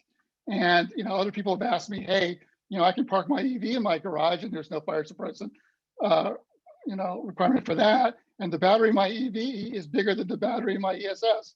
So is this really, is this reasonable and is it necessary? So that's a question I have there. And then one of the other questions I have is there really a plan or schedule for presenting the TRC report and the staff work plan to council? I guess that's another big question I have on that. And then to follow up, this is my last slide, I promise. So based on that, the power outage and the editorial, the article in the paper that Palo Alto Online that I referenced on email, a lot of people are very concerned and hesitant about this whole electrification process. They're very concerned about resiliency and the reliability of electrical supply. So, if we, sort of force people into this, or, mandate it and require it, some people are going to want to really look at how they can back themselves up. How can they ride out the storm when the power goes out? And, today I think there's just two solutions to this. There would be an ESS or a generator. An ESS, to me, based on my analysis, pretty extensive. That's at least a $25,000 project. A generator to me is like 10 to 20% of that. ESSs are powered off, or ideally your PV system on your roof. A generator is the easiest way to power a generator is natural gas, which is exactly what we're trying to get people to stop doing. So that's a bad idea. The outage duration capability ESS is much shorter than that of a generator. And there's no way you're going to ever install an ESS outside of the permit process. But, and I'm not encouraging anyone to do this, but I think that when you look at what would actually be required to put in a generator, I believe that it would be possible to do outside of the permit process. Not saying it's legal or recommended, but I think you could do it, and I think people would. So you gotta, so if you look at this chart here, I'm like, okay, I want to put a residence in my house. I'm going with the generator. It's 10 to 20% of the cost. I could, you know, get around the permitting process. And I think that is a bad, bad, bad message for us to be sending to our residents. So you got to bear that in mind. So that is the end of my prepared remarks.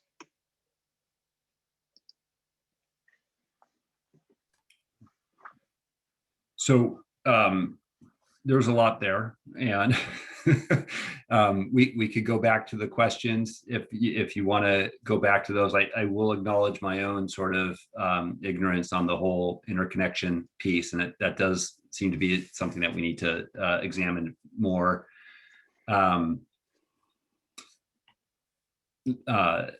One thing that sort of caught my, I was thinking about during your presentation, some of the other comments that I'd heard also is, as we begin to understand more about what other jurisdictions are doing versus what Palo Alto is doing, and understanding the interplay to the building code and what's required and maybe what's not enforced in other jurisdictions, but maybe is enforced in Palo Alto. And I just think there's more that we need to understand about that. If we are asking for requirements that go above and beyond state law, clearly that there's an area there that we need to take a look at that and see why we're doing that. And then if there are things that other jurisdictions are doing that are in state law, not enforcing it or not, I mean, I think that just gets back to the balancing issue as to where do you spend your time and energy, you know, focusing your inspections. And so that is a, you know, something that we can have a conversation about. Regarding these questions, I'm going to ask our staff that's assembled. I don't know who's best to handle this one. George, if you know about this, or do we have some, I think, do we have a representative from fire as well? Maybe Jonathan Abenstein, do you have some recommendations on how to address these? Sure. So we have Scott Woodfin here from fire. Scott, would you like to speak to the fire suppression system question? Sure. Hi, everyone. I'm Scott. We do not require a suppression system, a fire suppression system on residential ESS installs. That's interesting to know. I've read the requirement several times. That was not my interpretation, but good to know. Okay. Is there anything else? On that particular issue, no, there's not. I think that, you know, this whole issue, I'm not saying that the state of California bans a requirement of PVAC disconnects. They don't ban it, but PG&E doesn't require it. Many other places do not require it. And so that's just one example. I mean, I went through, if you go back to the document I sent in February, you know, February 27th, and we don't have time to go through every single one of those things right now, or even any of them. But I think that if and when we take a look at these things, and I think we really should, as soon as possible, we need to go through lists like that. I mean, you know, it's not only limited to things that I'm questioning, but, you know, Mr. Cole, other people, other contractors and residents, we need to take a hard look at some of these things. And you know, I don't think we're doing that right now, and we're really constraining some of these solutions. Yes, Commissioner, if you want like to say from the fire department, we are following the California Fire Code.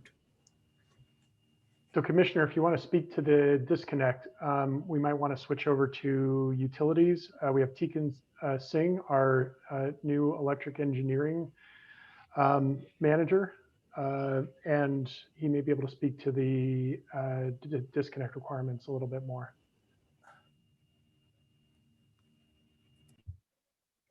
Sounds good. Tegan, if you're trying to speak, you're still on mute. Okay, can you hear me?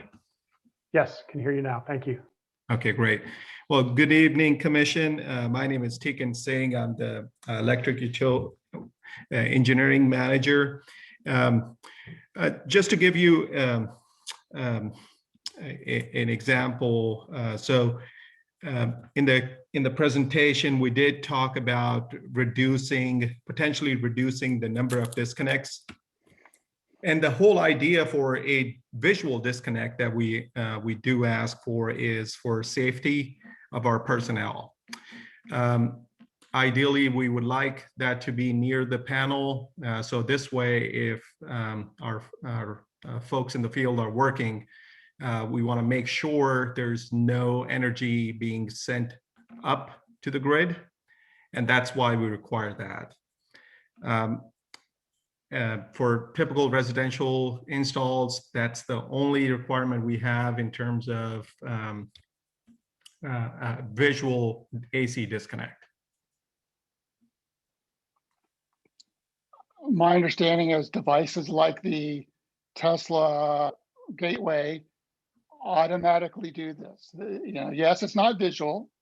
I agree it's not visual, but they're designed to UL and other requirements that support these kinds of capabilities, and they're out.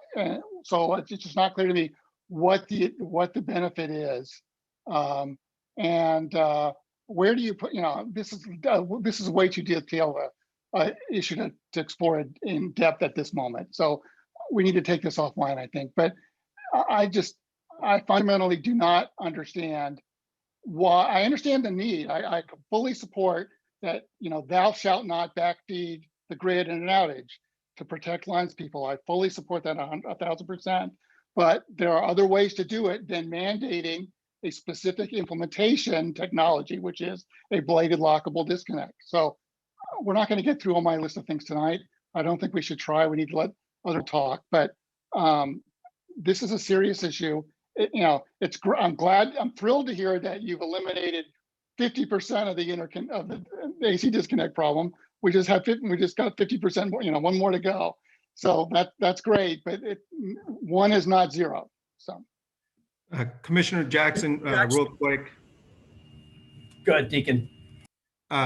So in my previous job in another muni, we actually had this concern, and we looked into Tesla's Powerwall and their system.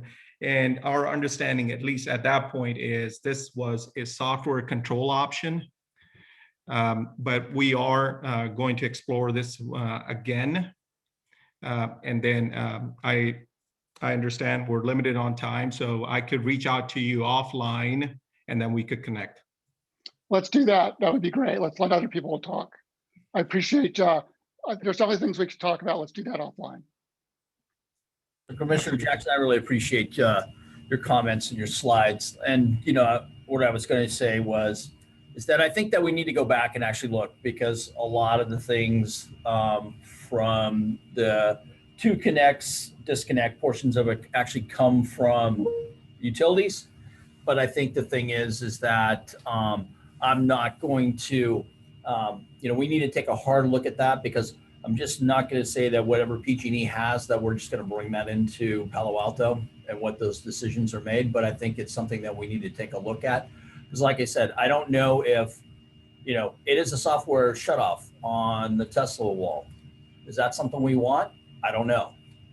How liable is that really going to be? Because the whole bottom line at the end of the day is it's got to be safe. It's got to be safe for the workers, and also for if we're out there working on these outages or any kind of maintenance work or something like that. But I think the thing is as you heard tonight, we're dedicated that we want to move this forward. We want to look at ways that we can streamline these processes, as well as looking at what some of the requirements that we have in place that, they've been around for quite some time, and we need to look at those and turn those over. And we're committed that, as Jonathan, Director Lath mentioned, we're planning on coming back in 4 months. This is where I think that we can also look at some of our standards that we have actually in utilities.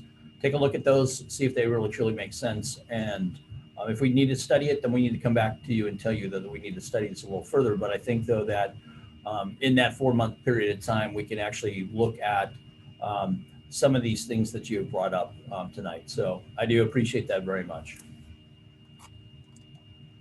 Thank you. Thank you. Commissioner Scharf, your hand is back up. It is, thanks. Yeah, so Director Batchelor mentioned next steps and coming back in 4 months on this.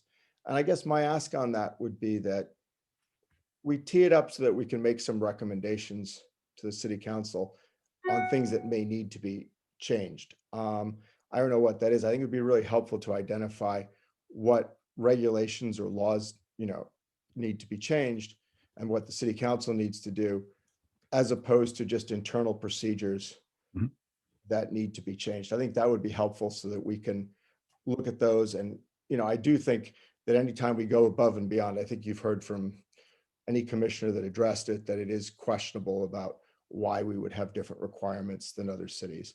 And so I think those should be called out. And if staff thinks any of those should be kept, as per, Commissioner Johnston, I think it would be nice to set forth why they should be kept and allow us to then discuss in a more targeted way what needs to be changed and how we change it. And, and that kind of stuff. I think it would focus the discussion more and make it easier for us to actually give recommendations to council on what we need to do. So that was just going to be my ask, that we make it an action item and that staff tee it up that way and that we have some good feedback on that. Thanks. Thanks, Commissioner Scharf. Commissioner Director Lath and I had talked earlier that the plan is that we do want to take this to council, and so how we tee it up and with the recommendations coming from the UAC, I think it's probably the proper way. Jonathan, if you want to add to that, if you feel the same way that what we talked about earlier. Yeah, sure. I think I think it was Commissioner Jackson who asked the question about whether this report's going to be moved to the council. We certainly could forward that on to them. I think combined with Commissioner Scharf's suggestion for the next time we get together, making this an opportunity for the UAC to send an actual recommendation to the city council for code changes or things like that is certainly appropriate, and happy to facilitate that where we can.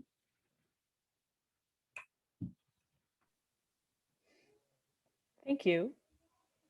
I'm just scanning for more hands. I have a couple of small questions. I think other commissioners have covered almost everything that I wanted to ask about. I'm just curious, what led to the study being commissioned? And was it the fact that the UAC was asking to talk about this? Was it something that was happening anyway? Did the council ask for the consultant's report? So this is Jonathan Abenchan. I'd like to have Christine Tam speak to this.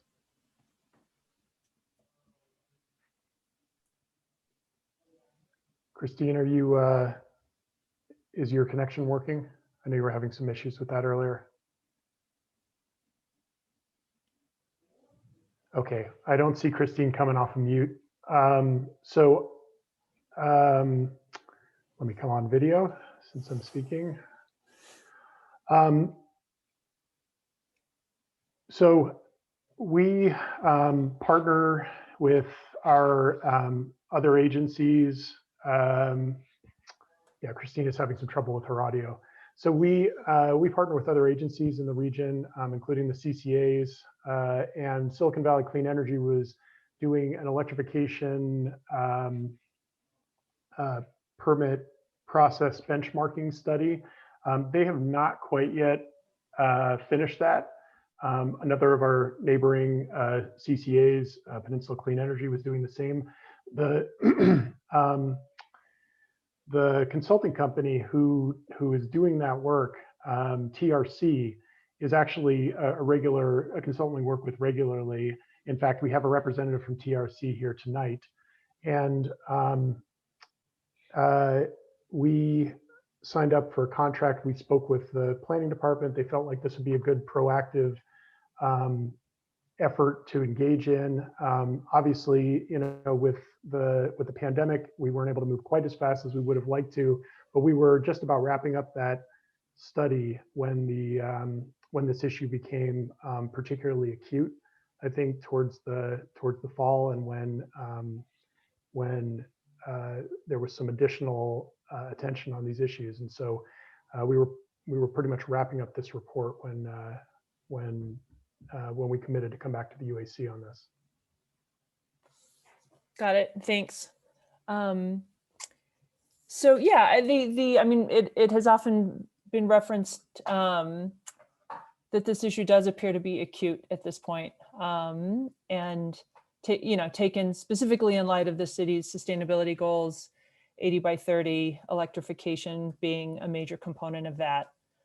Just state the obvious, as has been stated before, it's really important to make it as streamlined as possible.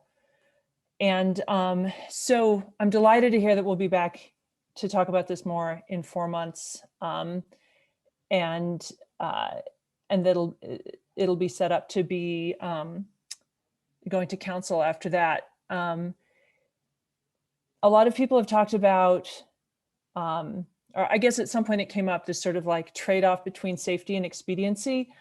And I guess I wanted to object to that framing. I think that the much larger issue is keeping up with new technology, and using neighboring jurisdictions as a key reference point, but not necessarily as a we should do whatever they're doing approach.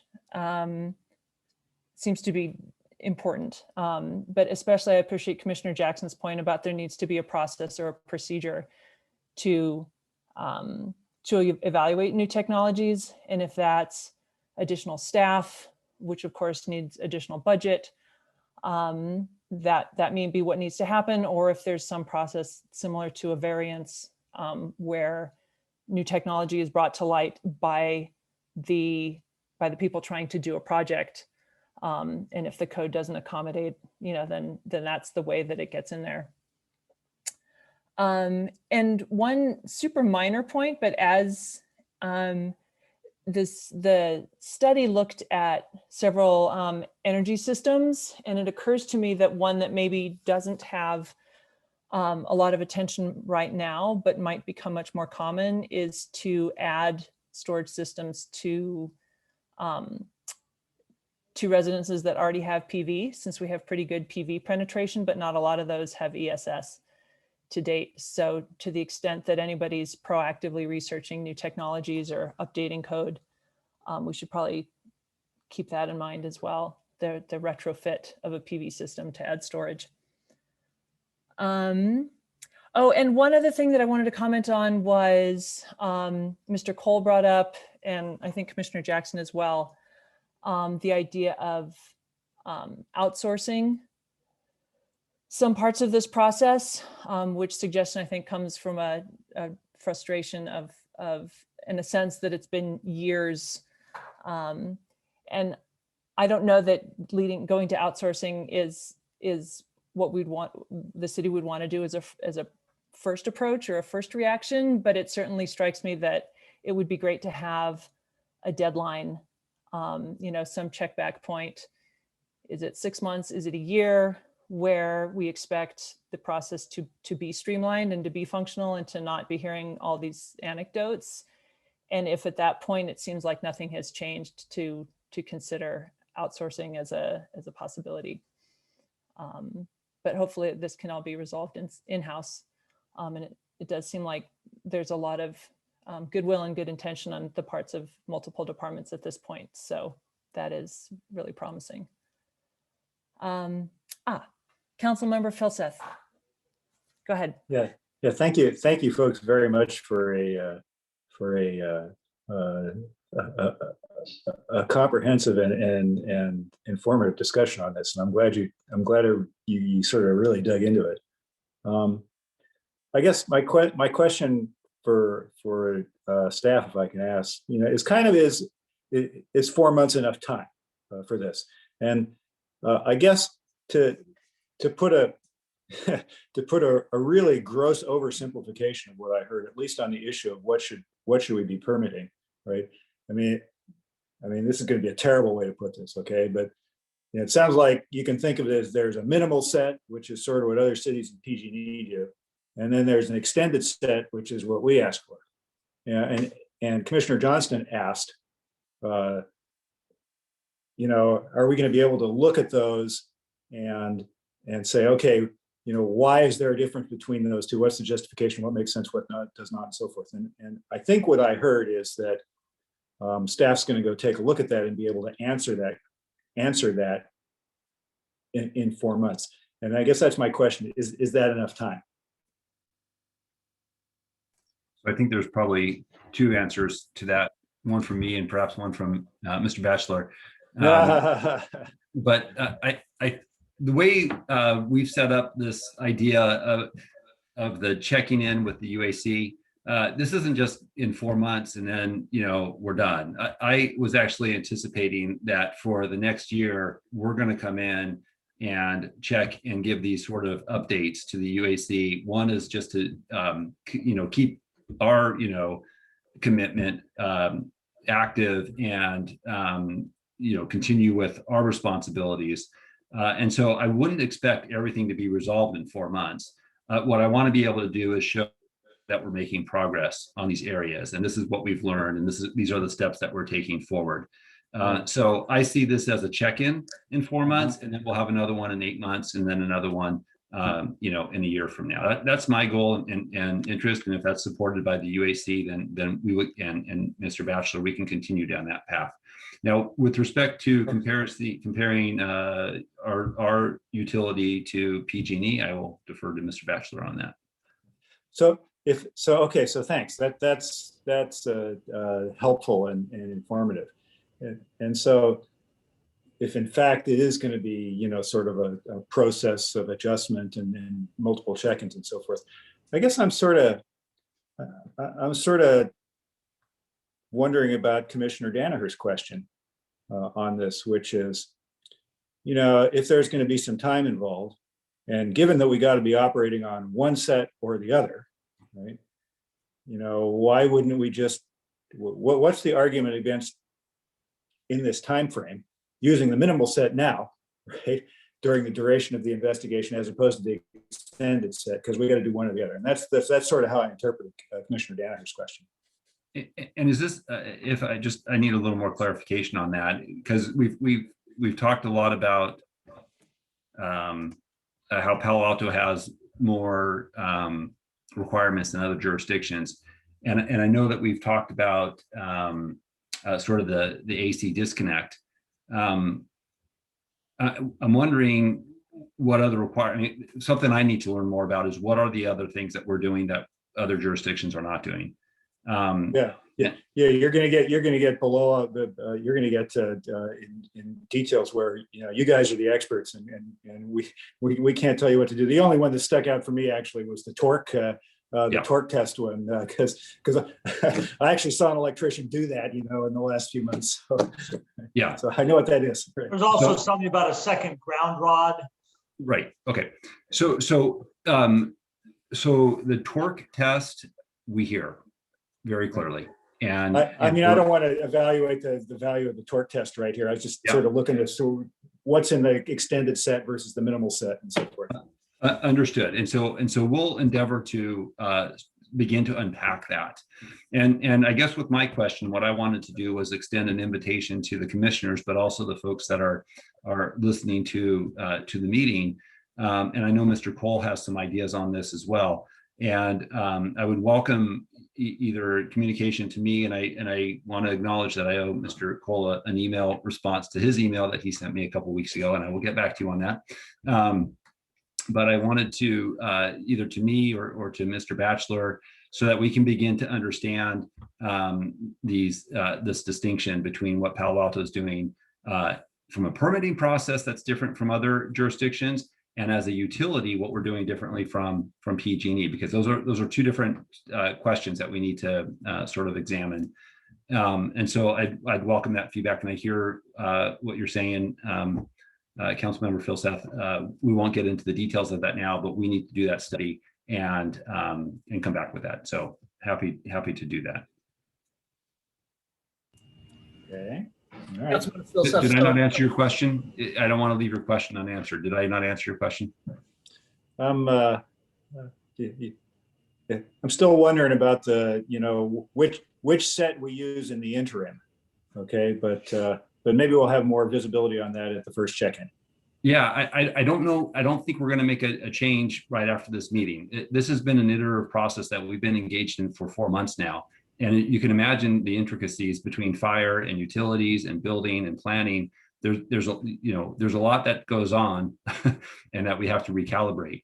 And so we're on this trajectory to make these improvements. And a part of that is looking at our requirements to understand what we can pull back on.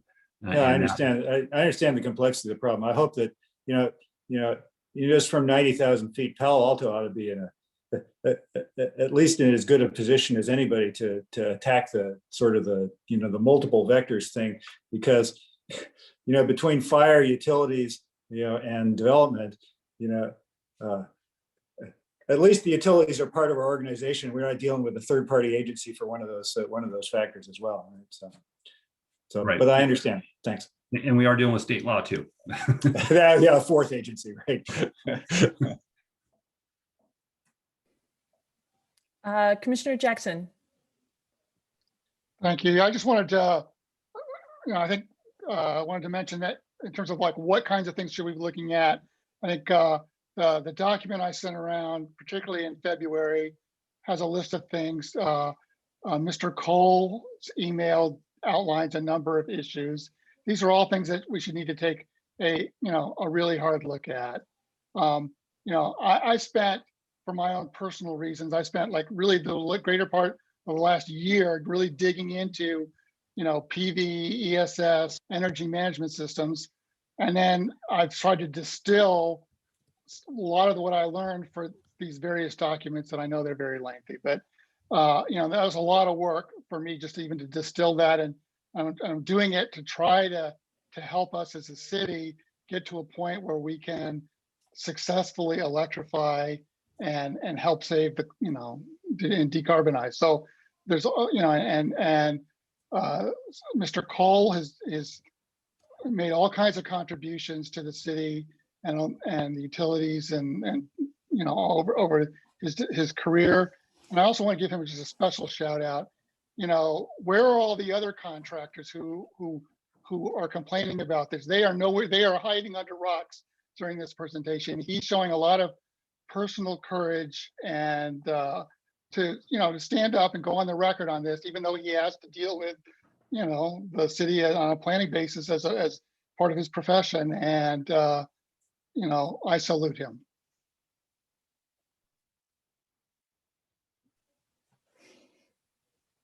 Thank you. Thank you, everybody. I don't see any more hands up, and we're a little over time, although not too much. I think it's been well worth it to have a really deep discussion of all these issues. I think we should take a quick break before we come back to our next two topics. So it is 6 o'clock. Why don't we come back at 10 minutes after the hour? And again, special thank you to Director Late and Mr. Hoyt and Mr. Woodfin and everybody from other departments who came to this meeting tonight to contribute. We really appreciate it. And we're looking forward to continuing to work on this issue. Thank you. Thank you for the opportunity. We'll see you in 4 months. Thanks, Jonathan. Looking forward to it already. So yeah, why don't we go ahead and take a break and be back at 6:10.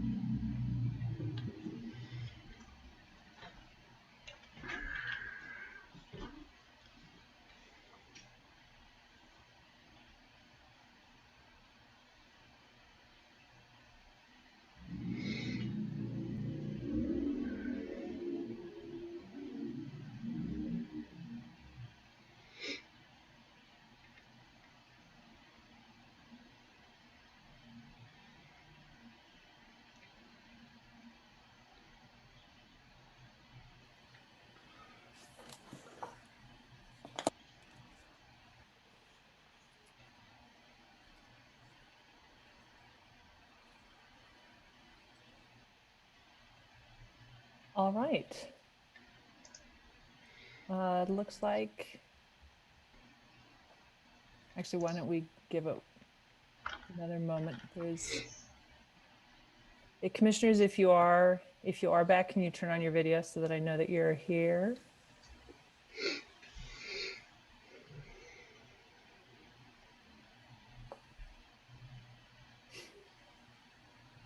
Commissioner Smith, Commissioner Danaher, are you back?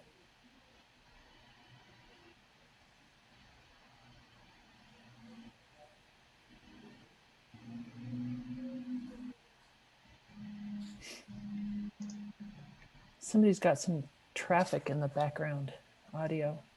It's kind of nice.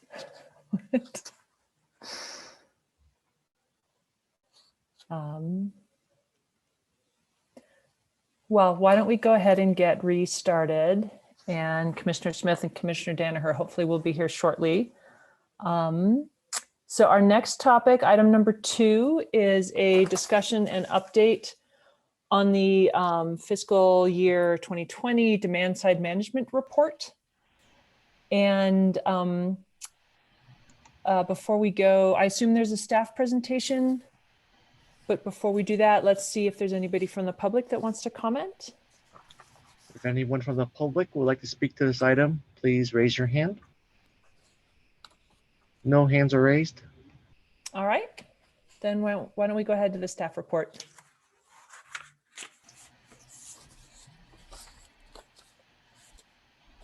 Good evening, Commissioners. Jonathan Abendschein, Assistant Director, Utilities Resource Management. What you're seeing here before you tonight is the demand side management, is a report on our demand side management programs. So everything, primarily energy and water efficiency, but also some other mandatory programs and some of our sustainability programs are reported here. We've often said this as an informational report in the past, and you know, but I felt like we had some time on this meeting and wanted to bring this to you as a discussion item. This is a report on the effectiveness of these programs, and I think it's important to give the commission an opportunity for Q&A. We don't have specific feedback that we're looking for from all of you, but we do want to give you an opportunity to ask questions about the report and our programs if you have them. So we have Micah Babbitt here, a resource planner with our division, to get a presentation, and I will turn it over to him. Great, thanks, Jonathan. Share my screen.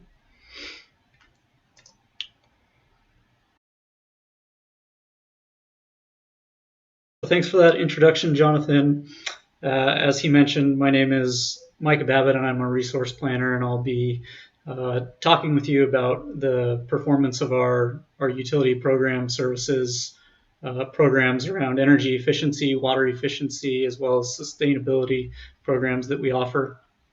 I'll talk through some of the specific goals and achievements that we outline, talk a little bit around the cost effectiveness of these programs, and how we think about cost effectiveness of each of the portfolios. I'll run through the historic goals and then savings, so you can put that into context of how we've performed over time, and how our expenditures change over time. And then I'll touch on briefly just a few trends on customer satisfaction and some sustainability program results. And then I'll wrap up just with a kind of a historical view of all of the spending of all of our demand side management activities. So I spoke with all of you in March around some new electric efficiency goals that we're adopting, and these were an update to goals that we established in 2017. So in terms of assessing our performance for 2020, we're looking against the goals that we established back in 2017. And I think by and large, these goals were really aggressive at the time. And in the last couple of years, we've been able to generate pretty significant savings and achieve and even exceed our goals in the last 2 years. But I think the ambitiousness of those goals showed in this last year Broadly speaking, we fell quite a bit short of the goals that we had outlined back in 2017. And we talked about this a little bit in March, but we've since updated our electric goals for the next 10-year period. We haven't yet updated gas or water goals, but it's something that we'll look to as we wrap up the Sustainability and Climate Action Plan. A few things that contributed to lower overall savings. In the electricity and gas portfolios, these portfolios are largely similar in that we're offering programs that are targeting both energy efficiency measures across these commodities, and we didn't have an active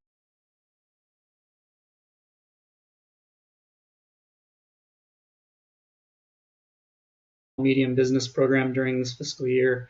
We're seeing declining savings that we can claim from our energy reach code as a result of state standards becoming more and more stringent. And then for roughly the final quarter of the fiscal year, many of the programs were put on hold due to the shelter-in-place orders. So overall, we saw lower participation across all of our programs. And then I would just make the point that across all of these portfolios, specifically with electricity and gas, any given year, there's a decent amount of lumpiness to projects. Most of our customer usage occurs in the commercial class, so really just a couple commercial and industrial projects can tip the scale in terms of us seeing more or less savings in any given year. While we weren't able to achieve our goals, I think one of the positives or bright sides of our efficiency portfolios was that we were still able to maintain cost effectiveness. And the way that we think about cost effectiveness is the total cost or the total amount of monies that we spend to achieve energy savings. And those energy savings are measured over the lifetime of the given measure that's installed. So we compare this cost or this levelized efficiency cost to what it costs us to go procure new supply. And so if you look at the table, you can see that for fiscal year 20 on our electric portfolio, it cost us about 6 cents a kilowatt hour to achieve a reduction in kilowatt hours, whereas our current future supply costs, if we were to go buy new power, we're looking at about 10 cents. So this difference in cost represents an opportunity for us to further increase the amount of money that we're spending, whether that be through rebates or bringing on new vendors to help support our programs. Overall, we're still very cost effective on the electric side. We were slightly more expensive in fiscal year 20, and that's driven by the fact that there's certain fixed costs that we can't adjust in any given year. But overall, we're still cost effective. If we look at the gas portfolio, both the gas and the water portfolios, they're relatively small dollar budgets that we're spending in any given year. And so these cost effectiveness numbers are a little more sensitive to changes or fluctuations in total amount of energy or water that we're able to save. So if you look at the water, this is a relatively small budget or small amount of monies, and we've seen pretty drastic changes in the amount of water savings that we've been able to achieve in the last couple of years. So there's quite a bit of gyration in those numbers, but if we look at the 3-year average, we're still well under our expected future supply of water. And then if we just kind of focus in on one of the major highlights of the fiscal year, the commercial industrial energy efficiency provided about 65% of the electricity savings and close to 100% of the gas savings. So getting into the electric portfolio just in a little bit more detail, The goals that we've set over time are shown in the yellow bar on the graph. And then what we've actually achieved is in the red bar. And if you look at the y-axis, you can see the goals and the achievements as a percentage of our total load. So last month we established goals for fiscal year 2022 at 0.55% of our total load. The goals for this year are at 0.8. We achieved around 0.3. I talked a little bit around the cost effectiveness on the last slide. I think what you can see here, if you look at our expenditures, is that our expenditures also fell as we weren't able to achieve as much energy savings. This is tied to the fact that our major energy efficiency program is our commercial industrial program, which is a performance-based program where we're only paying out monies on projects that are completed. So the vendors that support these projects and the customers that actually do the energy efficiency projects, they're only being paid, or monies are only being spent when projects are actually achieved. So this is one of the ways that we're able to maintain a cost-effective portfolio. I should also note here that we're in the process of getting home energy reports launched. We just launched the Business Advantage program for the small and medium business sector. So we're expecting to be able to increase these savings in the future. That being said, there are some headwinds in the energy efficiency sector around lighting efficiency measures are becoming more saturated. We don't think they're fully saturated. We think there's still a lot of room for additional projects, but there's some technologies that have been around for a while, and we've done a lot of those projects over time, and you can really see that in our numbers over the last decade plus. Just one other thing that I would point out, in 2019, we claimed a lot of savings from the business new construction program, so we could see the dip in savings coming a little bit, but it was certainly exacerbated by stopping some of our programs for roughly a quarter of the year. Digging into the specific types of projects or the types of savings that we achieved in the fiscal year, we saw a good mixture across HVAC projects and lighting projects. I think if we looked at this from 2019, it was almost all lighting. So this is nice to see that there's a diversity of projects that are still being implemented. I think I mentioned our non-residential energy reach code, which sets stricter standards for buildings. This also contributed a decent amount of energy savings. There's less and less projects that we're able to claim savings from as the state building standards continue to become more stringent. And then we see a very small amount of electric savings from our residential program. So on the residential side, we offer the Home Efficiency Genie, where they offer some direct install measures, the Multifamily Plus program, the Residential Energy Assistance program. All of these programs are ways for residences to save energy. Switching to the gas utility, I mentioned this up front, but our gas and electric program offerings are fairly similar. We set different rebate amounts, but nearly all of our gas savings are driven by really one project that was completed in 2020. There's some other residential stuff that we'll see, but it similarly is a performance-based program. So if we're completing less projects, we're spending less money. That being said, this is a much smaller utility or a much smaller portfolio of costs. So there's a certain amount of fixed costs that we have that we're incurring whether or not we're doing projects, and we're close to about the minimum of those. We didn't update the gas efficiency goals last month when we brought the electric efficiency goals, and we mentioned that we want to work through the SCAP process and get a better idea of what our goals are going to be around electrification. But Just in the last 2 years, you can see that we're getting further and further away from the goals that we established in 2017. So it probably makes sense to take another look at those. I mentioned that really one large commercial project generated the bulk of the gas savings. We also saw some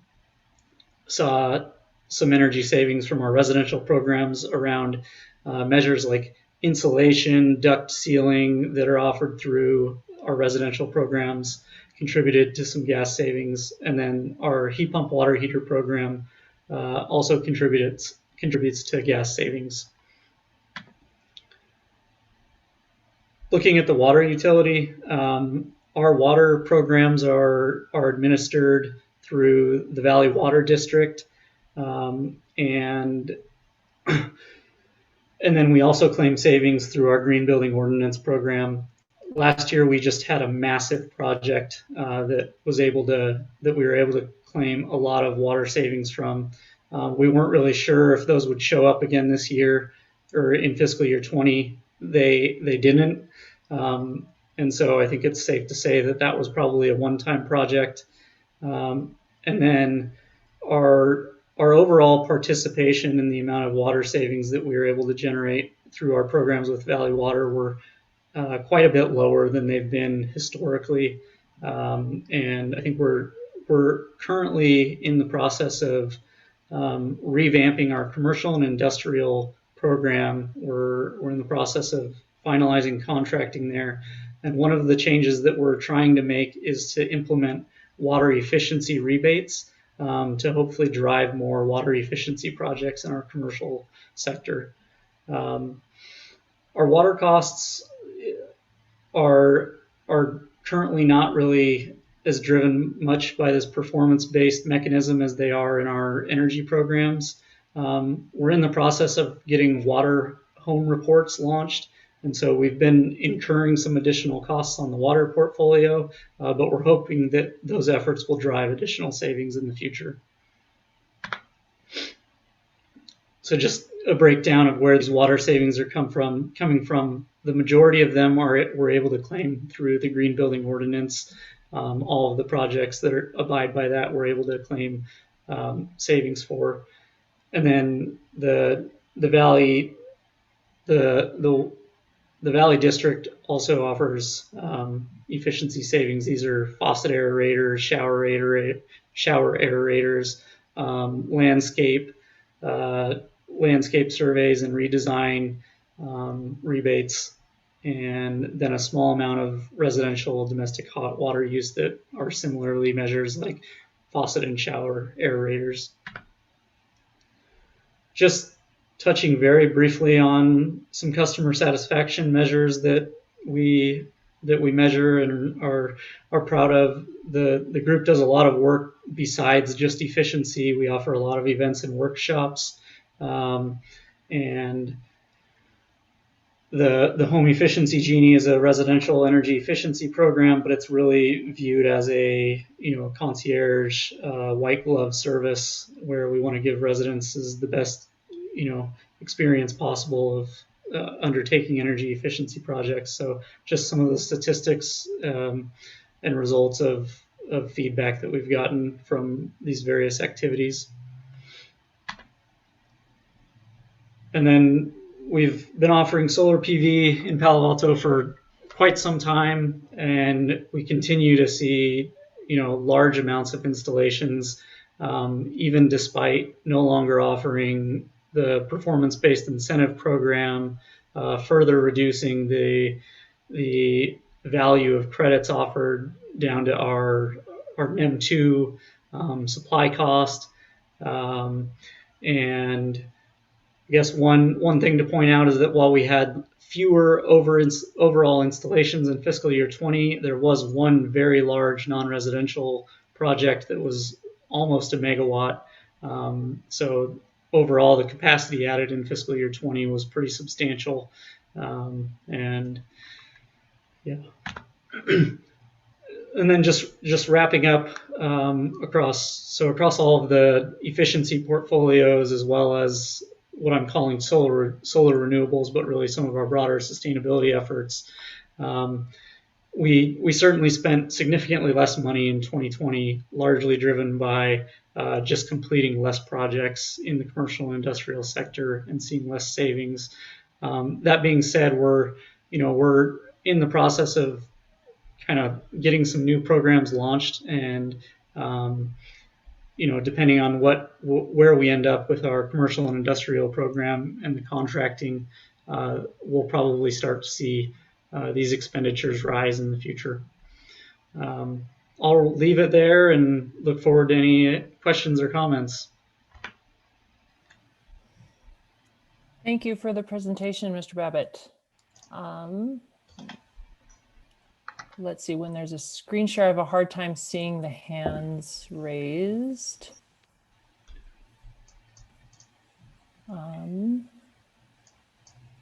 Micah, can you unshare? Thanks. I brought up the participant view, so I'm pretty sure there aren't any hands yet. It's not Mr. Babbitt's fault. Commissioners, are there any questions or comments?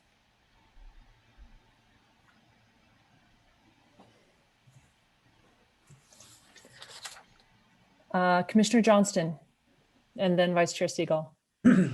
So I had one question. I was looking through in the report, and on page 24, you've got a list of the business programs.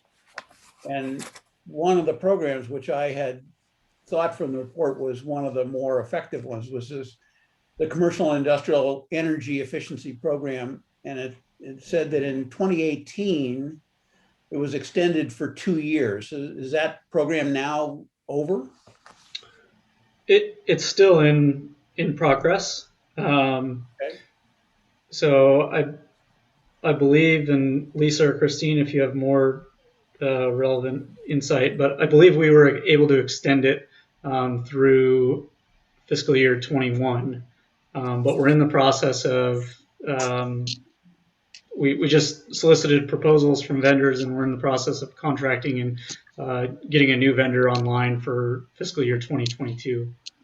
Am I right in thinking this has been one of the more effective programs in terms of generating? Absolutely. Yeah.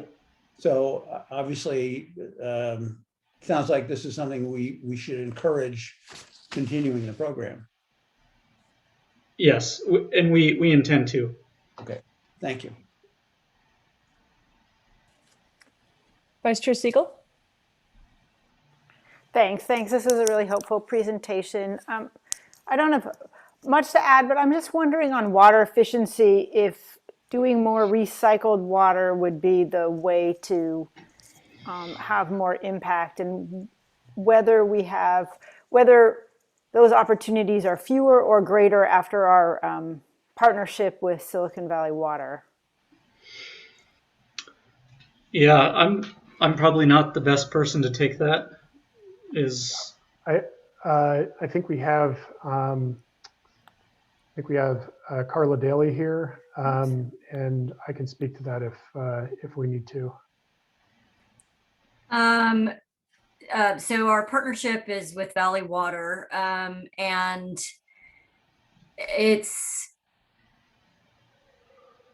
that partnership agreement does not directly impact Palo Alto's ability to expand our recycled water system. Although one caveat to that is that as part of that agreement, we are getting money to build our salt removal facility. So we are improving the quality of water, so that if council did decide to expand our recycled water distribution system, we're going to have higher quality water, which is a good thing. But the decision to expand the recycled water system has not been made by council. It will be considered as part of a One Water effort that we're doing, where we're taking the results of our Northwest County Recycled Water Strategic Plan that we finished last year, and combining that with all of our other potential water alternatives to develop a hopefully dynamic, adaptable plan moving forward for being able to end up with a robust and sustainable water supply portfolio. I don't think that recycled water development is directly applicable to these efficiency goals. It would reduce our reliance on Hetch Hetchy water, but I don't believe that applies directly to the efficiency that we're talking about here in this report. Yeah, it's a water supply measure rather than a water efficiency measure, but it is a valuable water savings measure on a global scale. It's just the way that we think about water efficiency. It's about using less water rather than the source of the water that we use. So really just a matter of accounting for the value of water in different ways. Thank you.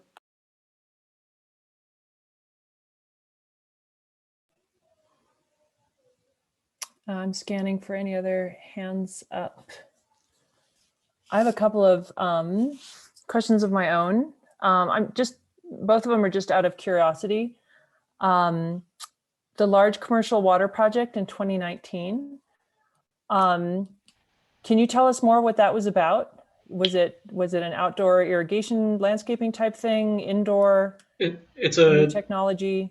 It's a large commercial office. I don't know if I can disclose. I probably can the location of the building, but it's a very large commercial office building at the corner of El Camino and Page Mill. I'm blanking on the name of the office park right now, but they basically redid the entire building, and they installed significantly more efficient water devices throughout the building. And it's a couple of very large buildings with multiple floors, so it had a very large impact. Okay, but it was basically, is it a gross oversimplification to say it was bathroom remodeling in a large office space? Probably not. Okay, fascinating. And my other question was, it was one of your slides, and it's also page 30 on the report about historical DSM program expenditures. And it looks like they range, across the different resources from 6 million a year to maybe 3 million a year. And I'm just curious, I'm sure you don't have a breakdown at your fingertips, but I'm just curious sort of what, how it would break down in terms of like, are rebates a huge chunk of that? Are the consultants and vendors a huge part of that? Are there just sort of allocated costs within the utility? I'd be interested to know where, what those millions are going to on a slightly more fine-grained level. If you're able to speak to it now, otherwise maybe a follow-up or next time. Yeah, it probably, I do have all of the information and data, so I could certainly provide whatever level of granularity you're after. I guess I would say that it is, so on years where we achieve more energy savings, there's going to be a larger portion tied to customer rebates. In years where we have less expenditures, there's going to be more fixed costs, which are a combination of our staff time and contracts that we have that are not performance based. Then in years where we offered the performance-based incentive payment for solar renewables, we're also incurring costs for those payments. Those have been declining over time. So it would depend slightly on the year. I think by and large, if we're looking at recent history, it's more driven by a combination of staff costs and fixed contracts that we have in place to run these programs over multiple years. The concierge programs for both residents and businesses. Yeah. Gotcha. But it sounds like rebates are they're not few efficiencies get logged without there being a rebate involved. Is that a true that's statement? accurate? Yeah. Okay, interesting. Well, I can follow up with you maybe if it's easier for you to send something over. Yeah, I can do that. Thank you. Commissioner Smith. Thank you, and thank you for this report. I just had a couple of quick questions. Appendix A on the program description, and this is actually also with respect to rebates. The low carbon fuel standard credits, is that program still running? Are we still getting credits? Jonathan, do you want to take Yeah, that? I can speak to that. Yes, we are getting credits. So based on the number of, and I apologize for any background noise, but we get credits allocated to us based on the number of electric vehicles we serve electricity to. Yep. And then we're able to sell those credits in the low carbon fuel standard markets. And then we need to use those revenues for the benefit of EV owners, current and prospective in Palo Alto. I don't know the exact amount per year, but it's in the ballpark of 1 to 1.5 million. I think it's gone down a little bit because of some trends related to the pandemic, and I'd have to ask my staff what those were related to. So these are direct rebates to residences within the city of Palo Alto who either have an EV charger or want to install an EV charger. Is that, am I understanding yes, correctly? we're using them for, well, we're not using them for direct rebates to residents. We're actually using them for rebates to help multifamily, sorry, there are multiple programs. So yes, there are direct rebates through a state-run program to anybody who buys an EV in California, and that includes Palo Alto residents. So about 25% of our credits go to that program. The bulk of the remaining, another portion of our credits are, or another portion of our revenues are going towards a regional workplace charging program, the Cali VIP program, and that launched last fall. It is largely subscribed. It's going about 50% towards getting DC fast chargers set up through the area, through Palo Alto actually, and then the other half is going towards building workplace charging throughout Palo Alto. And then the bulk of the rebates are going towards helping to get more charging into multifamily buildings. And we originally just had a rebate program. We've launched a technical assistance program as well, and that's actually really accelerated interest and participation in the program. We have about 50 sites participating. Only 4 have put permits in, but you'll see we expect that to increase, and you'll see the updates on that program in our periodic EV updates. So thank you. So in the paragraph, it highlights current level of 2,500 to between 4,000 and 6,000 EVs by 2020. Is that just a typo? Should it be 2021, or is it, we don't yet know? I'm sorry, which page are you looking at? Page 25 of 34. Second paragraph. EV charger rebate program. I guess what I'm asking is where are we with respect to our implementation of EVs across the city of Palo Alto? Oh, right. So I'd actually have to go and get those statistics. I don't think I have anybody from our EV programs on the line tonight. So I'd have to get back to you with the number of EVs in Palo Alto right now. Okay, thank you.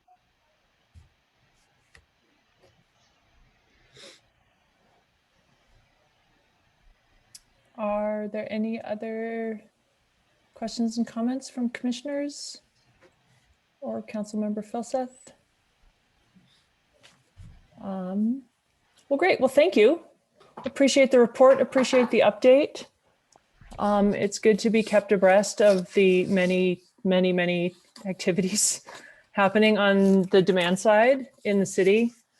And then why don't we go ahead and move to our last topic of the evening, which is the start time for Utilities Advisory Commission meetings, both for the remaining duration of meeting via Zoom, and then eventually transitioning back to in-person meeting. Staff very helpfully provided a report for us. I don't know if there's a presentation or if staff wants to kick us off with any comments. I can. Thank you, Chair Fussell. There is no presentation. As during the last few UAC meetings, there's been dialogue from commissioners requesting that future agendas and some changes of some start times. So I put this together from some of the comments from all of you. Again, I don't want to make it sound like this is a concrete of any sort. I wanted it open for somewhat of a dialogue. We start our meetings right now at 4 o'clock. There had been some talk about during this pandemic timeframe that maybe to push it back to 5 o'clock, giving some community members a little bit of time maybe to call in if there was questions around the UAC. And then also possibly looking at changing our restart time frame once we get past the pandemic and that we're able to meet as a group. There has been, or I have asked in the past about maybe starting an hour earlier on that, just around mostly around staff time. Staff comes in early and they put a long day in, and when we get into those 9-10 o'clock time frames. So it's more kind of a selfish call on myself for staff. But again, none of this was set for stone and concrete, but it was just an opener for all of you to talk about. And I'm open to any ideas or any suggestions. Thanks, Director Batchelor. And Commissioner Scharf, I see your hand up, but I realized I forgot to see if there was any public comment on this. Can we do a quick scan? Sure. Oh, I do have one comment from Mr. Okay. Cole again. All right. Let's Go ahead, allow Mr. him to Cole. talk. Please unmute yourself. Okay, you're good. I didn't see on the agenda when the time was going to be changed to, whether earlier or later. A later time allows the public more access. I had to run myself off a roof doing a solar installation to get to the meeting today. So a later time perhaps allows those that aren't working from home to better participate in this public process. Thank you. Thank you for that input. Much appreciated. All right, then Commissioner Scharf, go ahead. Thanks. So I think it's a mix of what provides more public access. For a lot of people, I think it's easier to do it before dinner. A lot of people don't want to interrupt their dinner and get on the Zoom call. So, and a lot of people, if they're working from home, and I realize that not everyone is, but I think if you really want to talk at the UAC, I don't think it's clear what provides more public access, frankly. I look at our meetings are typically 3 hours. So if we start at 5, that means we end at 8. There's no time to eat dinner. That's actually a really difficult period because there's just simply no, whereas if we start at 4, we can have dinner, roughly around 7 and that kind of stuff. And eating after 8 is difficult with a family and that kind of stuff. So I personally think we should leave it at 4 the way it is. When it comes to starting the meeting at 6 in person, I think that depends. When we moved from 7 to 6 at the city council, which I actually pushed really hard to do, we got dinner from, at around 5:30, and that made it doable. And I guess the question I would have for Director Batchelor is, yeah, I'm fine with that if you guys provide dinner in the little break room there, because then we can eat. If you don't provide dinner, it's actually a hassle to start at 6 as opposed to 7. So that would be my feedback on that. So my preference is to keep it at 4 o'clock. And then if we do go to 6, just to ensure that we get dinner. Thank you for that. Commissioner Danaher. Thanks. As I mentioned before, these early start times almost always create conflicts for me with the client matters. So changing it from 4 to 5 would help me on this. Whether it's 7 or 6, it doesn't matter as much on post-pandemic. We can wait till then to decide, I guess. Thank you. Commissioner Smith? Thank you. I think I'm with Commissioner Danaher. 4 o'clock is difficult. Even today, it was difficult. So if we can move it to 5, my preference is that we move it out to 5. And as for where we start when we're back, I'm okay with 6 and 7 as well. Thank you. Commissioner Johnston, Vice Chair Siegel, Commissioner Jackson, do you want to weigh in?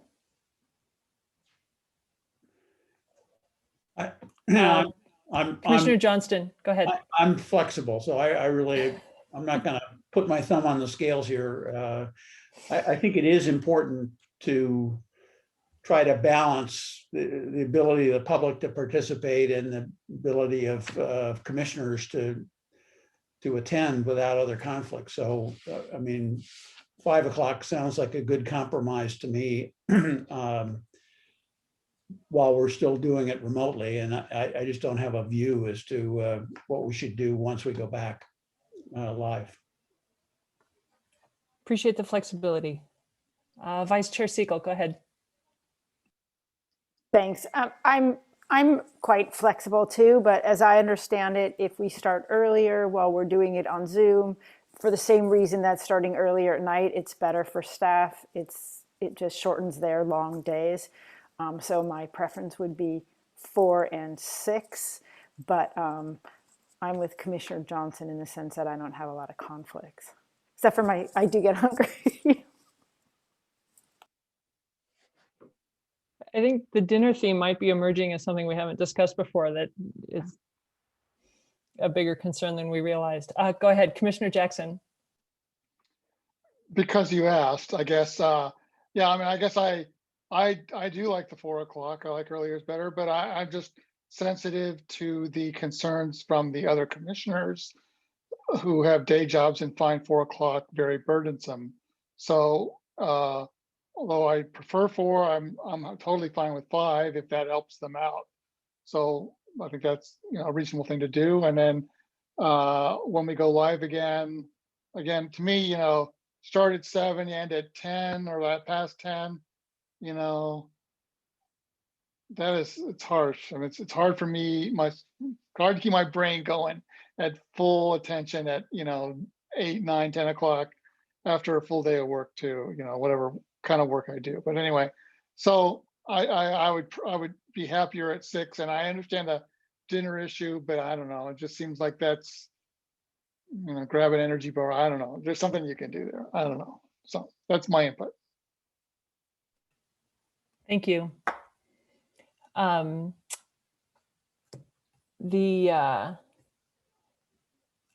give my input as well.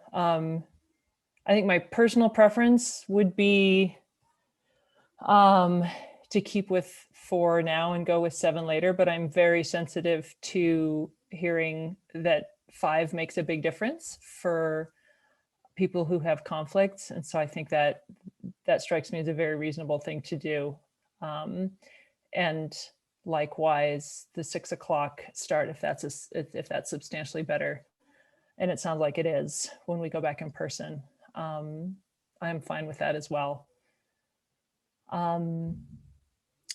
So I think I heard most people. Oh, Vice Chair Siegel. Sorry. I just thought, I don't know if we can split the difference, if that's just unrealistic to start on the half hour, but if we had a 4:30 start. 4:37 and 15 seconds. That's my kind of time, but that might be too hard. Anyway, just a thought. I mean, it is only once a month, so So I'd like to think that whatever we come up with, everybody can make it work. Sorry, if I may, Chair. Go ahead. We obviously do make it work. For those of us who are working, we do make it work. It's just that there are periods of times that are sometimes 15 minutes long when we are not here, but we're on. That's a problem. And it's certainly a problem if city residences are stating a point and they expect the UAC to hear their concern. And if one of the members is not available to hear, that creates an issue. And in our own bylaws, we are actually dinged, if you will, if we miss, I forget the number of meetings, but if there is a series of meetings where we are not available, we literally can be essentially voted off the UAC. So there is a very, very strong reason for making this amenable to everyone. I think there is a nice compromise, as Dean Batchelor has promoted, at 5 o'clock. 4:30 is an improvement. I don't want to be unreasonable. There's no doubt about it, but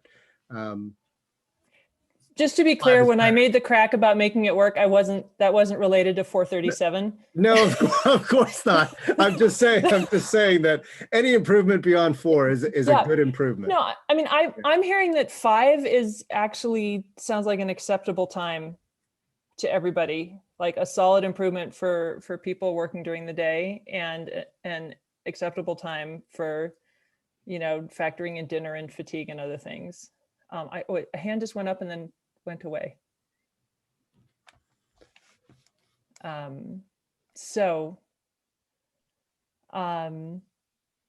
Would you like a motion? I would love a motion. So I would move that during the pandemic, we start the meetings at 5 p.m. I'll second that. All right, we have a motion. Does anybody want to comment on the motion? Commissioner Scharf. Yeah, I mean, I think that's great. If that's really what we need to do, I probably would have preferred 4:30 then as well, because now we're going to finish probably a little after 8.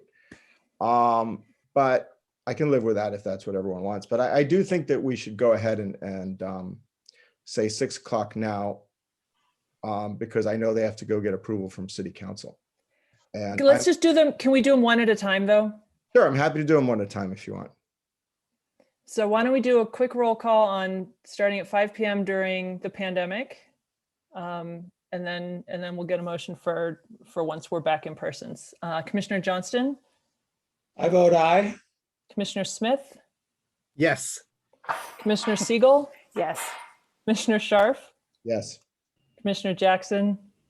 Yes. Commissioner Danaher. Yes. And I agree as well. So the thank you, motion folks. carries. That accommodation helps. Yeah, well, thanks for raising it again. There's nothing that's perfect, but I think this will hopefully work out reasonably well for everybody. All right, now do we have a motion for a start time once we're back in person? Commissioner Scharf? Yeah, so I'll move that we do it at 6 o'clock when we start back. And I guess I also just wanted a sense from Director Batchelor when he gets a chance, when we're going to be back to start, actually. Has there been any discussion about that? I guess we should all be vaccinated fairly soon. I mean, at least by July, I would assume. And I think the utilities, right? Most of the people have been vaccinated then. So I guess I was trying to get a sense of what the thought on that was. Well, most of the staff from utilities, folks that have been actually coming in, as well as folks that have been at home, have been vaccinated. And they're in the process right now of getting their second vaccinations as we speak. And we had, just alone in the utility side, we had 92% of our folks have decided to do and get vaccinated, which is fairly high compared to some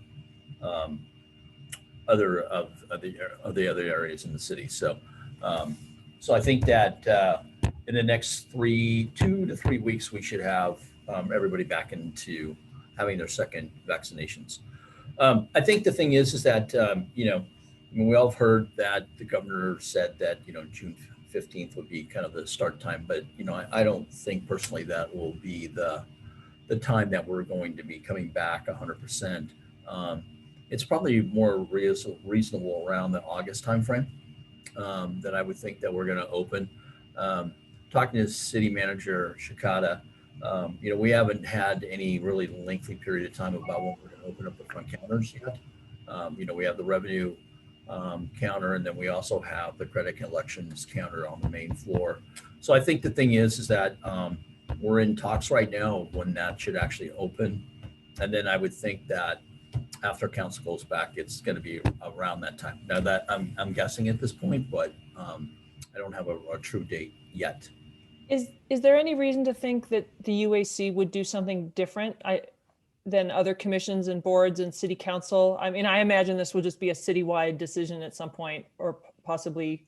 I would think so. County or state. I would think that it would be.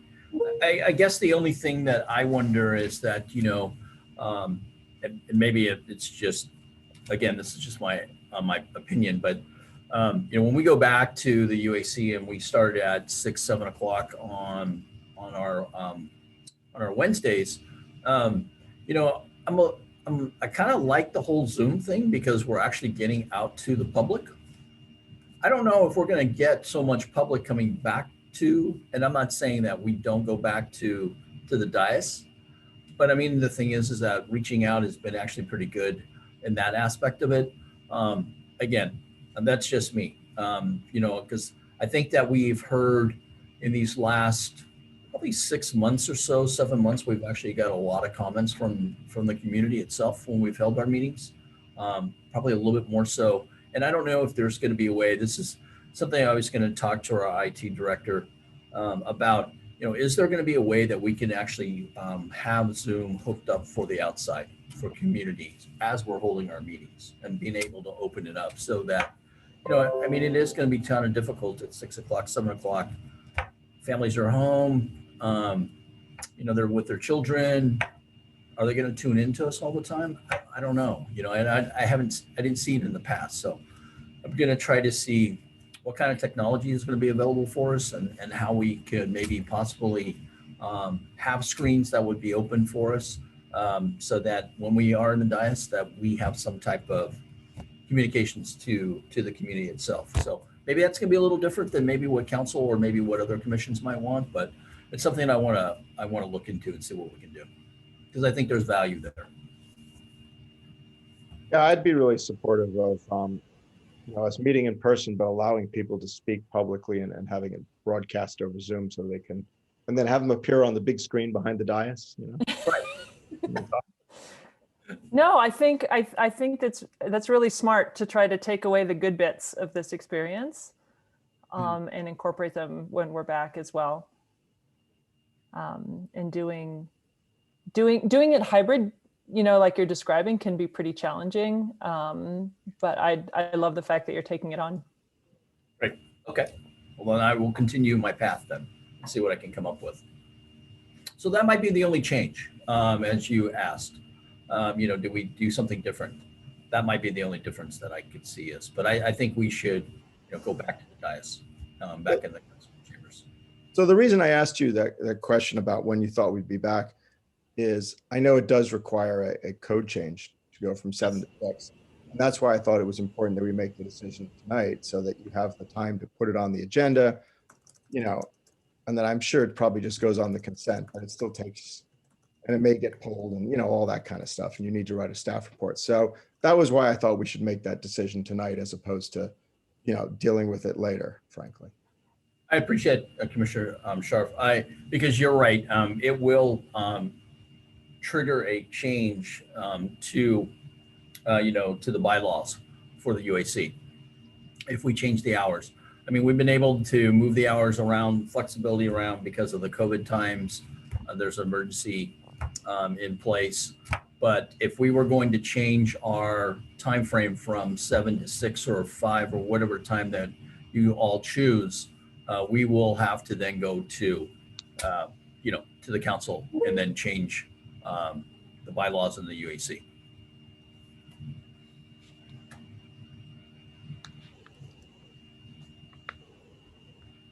Can I ask about the dinner thing? How does that work when city council does it? Do they eat while they're up on the dais?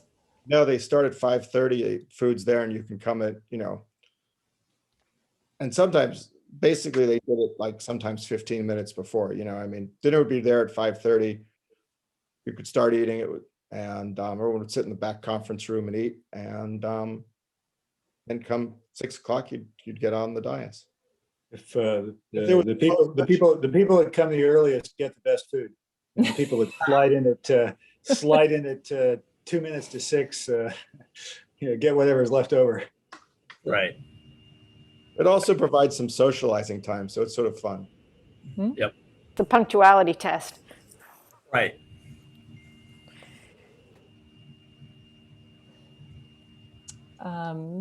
So second to Commissioner Sharf's motion.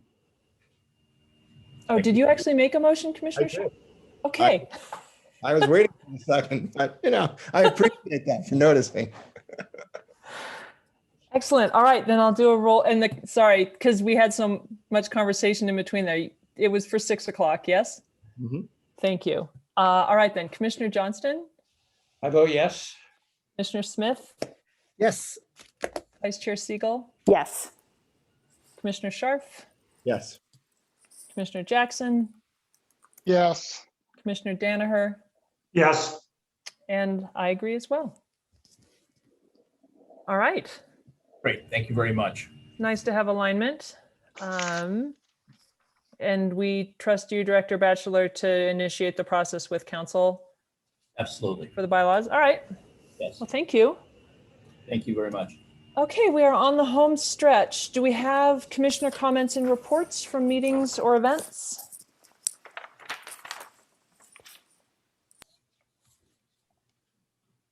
Commissioner Jackson. Yeah, I went to the Haas School at Berkeley has this whole power legal regulatory group and a conference called Power. I attended it via Zoom. It was a lot of really interesting research papers on energy and energy policy. It was great. So I did that for like 4 mornings a few weeks ago. And then I went to this other thing, which is more about it was more of a roundtable thing about the history or the future of the energy system, but was not as awesome as the Haas one. But so those were both very super interesting.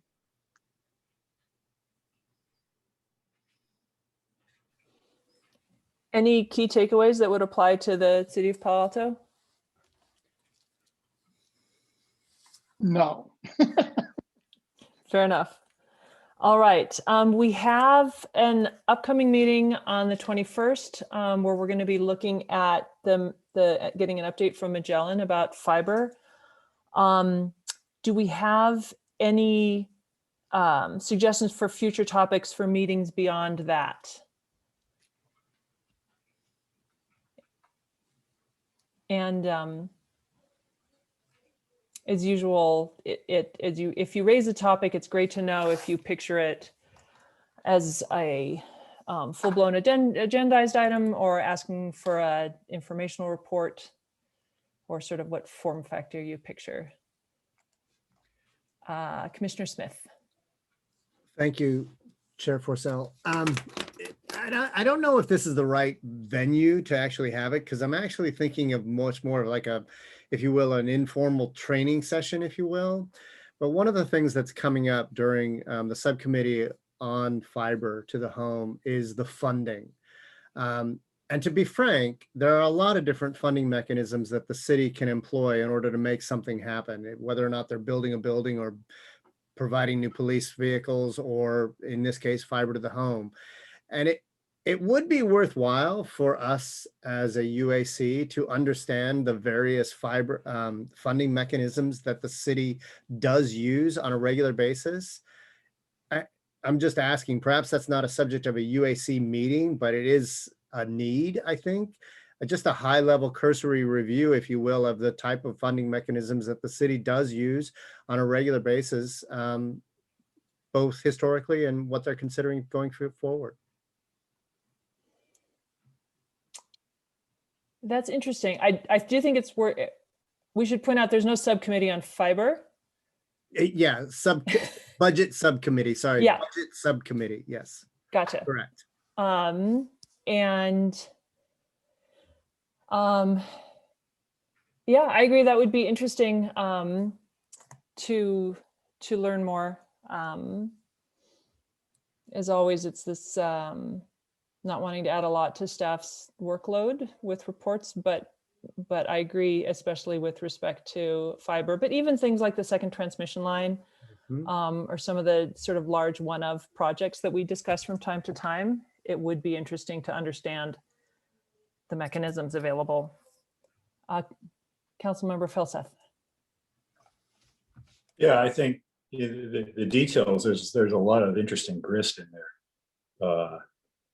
But the macro view, from 90,000 meters, it really only comes from two places: from state and federal grants, if we can get them, and from the general fund. Basically, all capital spending comes from those two things, and mostly from the general fund. So one way or another, and that would end up being, whatever the gap is, ultimately would come from there too. And more specifically, like for example, we just raised a bond to build a new building. Is that's funded by the general fund? That's funded by the general fund. Okay. Right. We raised hotel taxes, but that goes into the general fund, and other money from the general fund comes in, so it comes from the general fund. Okay. Over time. I mean, you finance it, you borrow a bunch of money, right? But you pay it off with payments out of the general fund. And that's pretty much true for all capital programs, with the exception of, you get a certain amount of outside grants, like the airport is mostly funded by the FAA, okay? But most of what we do comes from the general fund. And utilities being, actually utilities comes from rates, from ratepayers, right? So. Thank you. Yep. And just briefly, we can't spend utility money on non-utility things. We get in big trouble. You define fiber as utility, right? Maybe you can, I don't know, but well, you can define parts of it. You define, yeah, right. We probably shouldn't have too much more discussion, but the fact that we're all itching to talk about it maybe indicates it could be a topic. So, are there any other suggestions for future topics? Vice Chair Siegel. Well, I'm going to just add, I don't know, it keeps falling off, is just a discussion on sea level rise and where we are. I thought we were doing a big regional project, and I'd love an update on what's going on with that. And also with regard to recycled water programs, I'm just wondering if we have any kind of like set mandate, maybe that's too strong of a word, but anytime we dig up a street that we put in purple pipes.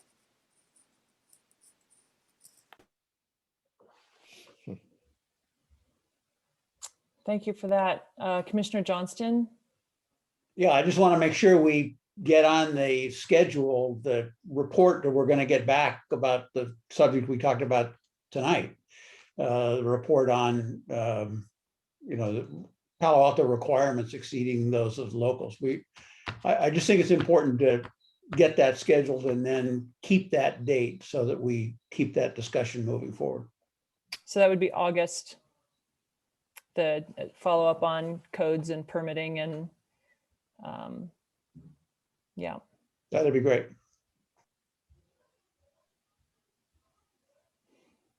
All right. Can I ask a question? Is the commission thinking about taking a month off during the summertime at all? Are you okay with we're just going to work through like we did last year, or would you prefer to take a month off sometime? Vacation plans or anything, or everybody's okay? Well, Thanks for asking. Go ahead, Commissioner Scharf. What were you going to say? I said, well, there is that European vacation we all have planned, right? I appreciate the question. I think April might be premature, but maybe everybody can think about it for next time.